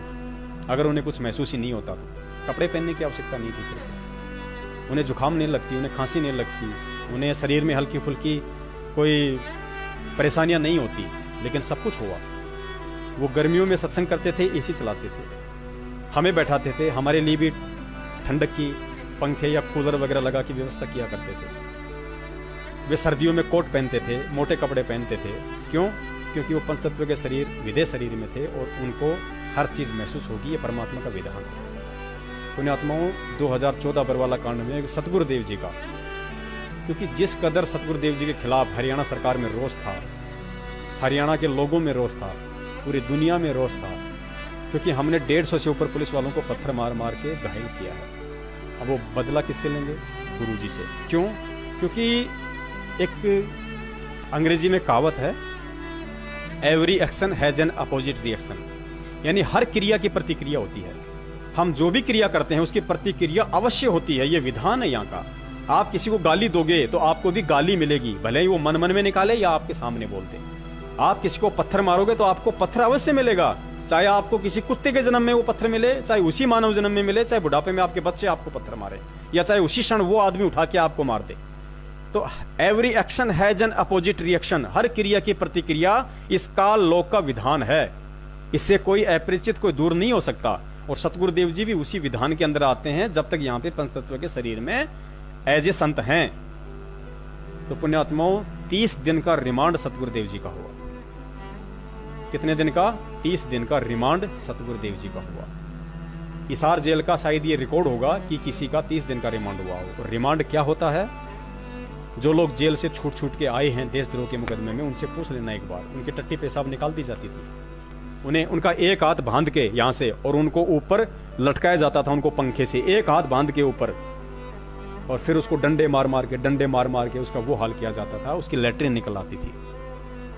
दोनों पैरों को ऊपर बांध के पूछना इन भक्तों को, ये आज ना बताएं तो बात अलग है, लेकिन बताने वालों ने हमें सारी सच्चाई बताई है। भक्तों के दोनों, भगत कौन? 1000 भगत हैं। अन्याय उनके साथ भी हुआ है, भयंकर हुआ है।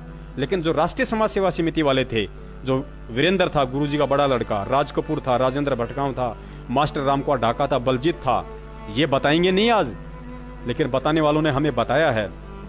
इनका पंखे से एक हाथ बांध के और नीचे इनको नग्गा करके मारा जाता था, इनकी लैट्रिन निकल आती थी। इनके दोनों पैरों को बांध के ऊपर लटकाया जाता था, सर नीचे किया जाता था। वो सर नीचे 30-30 सेकंड के लिए गटर में डुबोया जाता था, लैट्रिन के गटर में डुबोया जाता था, क्योंकि उनको पता होता है कि कितने समय तक ये अपने सांसों को सहन कर सकता है। लैट्रिन में डुबोया जाता था, नग्गा करके 2-2 पुलिस वाले ऊपर बैठ के 4-4 पकड़ के 5-5 डंडे मारते थे। जानवरों की तरह सलूक किया गया। पुण्यात्माओं, जब राष्ट्रीय समाज सेवा समिति के लोगों के साथ में ऐसा सलूक हुआ है तो आप जी यकीन कर सकते हो, समझदार को संकेत ही काफी होता है। ज्यादा डिटेल में बताने की जरूरत नहीं है कि गुरुदेव के साथ क्या हुआ होगा, क्योंकि मुख्य टारगेट उनका गुरुजी था। और हमने जो क्रिया की थी बरवाला कांड में, उसकी प्रतिक्रिया गुरुदेव पे निकलनी थी पुण्यात्मा, और गुरुदेव पे वो प्रतिक्रिया निकली 30 दिन के रिमांड पे। हम बहुत बड़े नीच हैं पुण्यात्मा, हमसे बड़ा क्या पता हमें भी परमात्मा क्षमा कर पाए या ना कर पाए, क्योंकि कुकर्म तो हमसे भी हुए हैं। उस समय इन गुंडों के बहकाव में आके लठ तो हमने भी उठाए हैं, पत्थर तो हमने भी मारे हैं। क्या पता परमेश्वर हमें इस जन्म में माफ करे या ना करें, दास नहीं कह सकता। लेकिन मौज उस परमात्मा की, क्योंकि परमेश्वर की एक वाणी है कि जो मैं पूत कपूत हूं बहुर पिता को लाज। अगर बेटा अगर नालायक हो जाए, गुंडा हो जाए, गद्दार हो जाए, तो भी परमेश्वर उसका बाप उसकी चिंता करता है, उसको शर्म होती है उसको। तो पुण्याओं, हमारे कुकर्मों की हमारी हर क्रिया की प्रतिक्रिया गुरुजी पे गुजरी, और वर्तमान में आज भी वही हो रहा है। पुण्यात्माओं, हमने जाटों को आरक्षण दिया सरकार के खिलाफ, हमने राजपूत करनी सेना का समर्थन किया राजस्थान की बीजेपी सरकार के खिलाफ, हमने कांग्रेस को वोट डाले हरियाणा की बीजेपी सरकार के खिलाफ। पुण्यात्माओं, हम उस बीजेपी सरकार को भड़का रहे हैं, और गुरुजी किसकी कस्टडी में है? बीजेपी सरकार की कस्टडी में।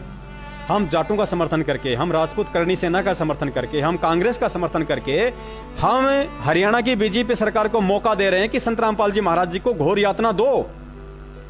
क्यों? क्योंकि हम उनके आदेश लेके हम लोग ये सारे कुकर्म कर रहे हैं, और सरकार को भी इस बात का अच्छे से पता होता है कि 2 नंबर के तरीके से सारे आदेश बाहर जा सकते हैं। 2 नंबर से पैसे ले दे के कोई भी कुछ भी काम हो सकता है। हालांकि गुरुदेव का आदेश नहीं आया जेल से इस तरह का किसी का भी, ना गुरुदेव ने दिया, क्योंकि परमेश्वर है, वो अपना विधान नहीं तोड़ता है। लेकिन इन गुंडों ने, इस मैनेजमेंट वालों ने, इन कोऑर्डिनेटरों ने सतगुरुदेव जी के आदेशों की आड़ में और परमेश्वर के साथ ही अन्याय करवाया है। उनके आदेशों की आड़ में कांग्रेस को वोट डलवाएं। तो पुण्यात्माओं, जब किसी सरकार के लाखों की संख्या में वोट यदि कांग्रेस की तरफ जा रहे हैं, तो बीजेपी क्या गुरुजी को लड्डू खिलाएगी जेल में? इसीलिए तो गुरुजी की सारी सुविधाएं वर्तमान में छीन ली गई हैं। आज से 1.5 महीने पहले खुद सतगुरुदेव जी ने हाई कोर्ट में अपने सरकारी वकील के माध्यम से याचिका लगाई है, रिट लगाई है कि जेल में मेरे साथ बदसलूक किया जा रहा है। दास ने वीडियो भी बना के भेजा था कि 38 वकीलों के बाद भी हिसार जेल में नारकीय जीवन जी रहे हैं संत रामपाल जी महाराज। वो वीडियो आपने देखा होगा। और 21 फरवरी सन 2019 के अखबार की कटिंग पढ़ लेना।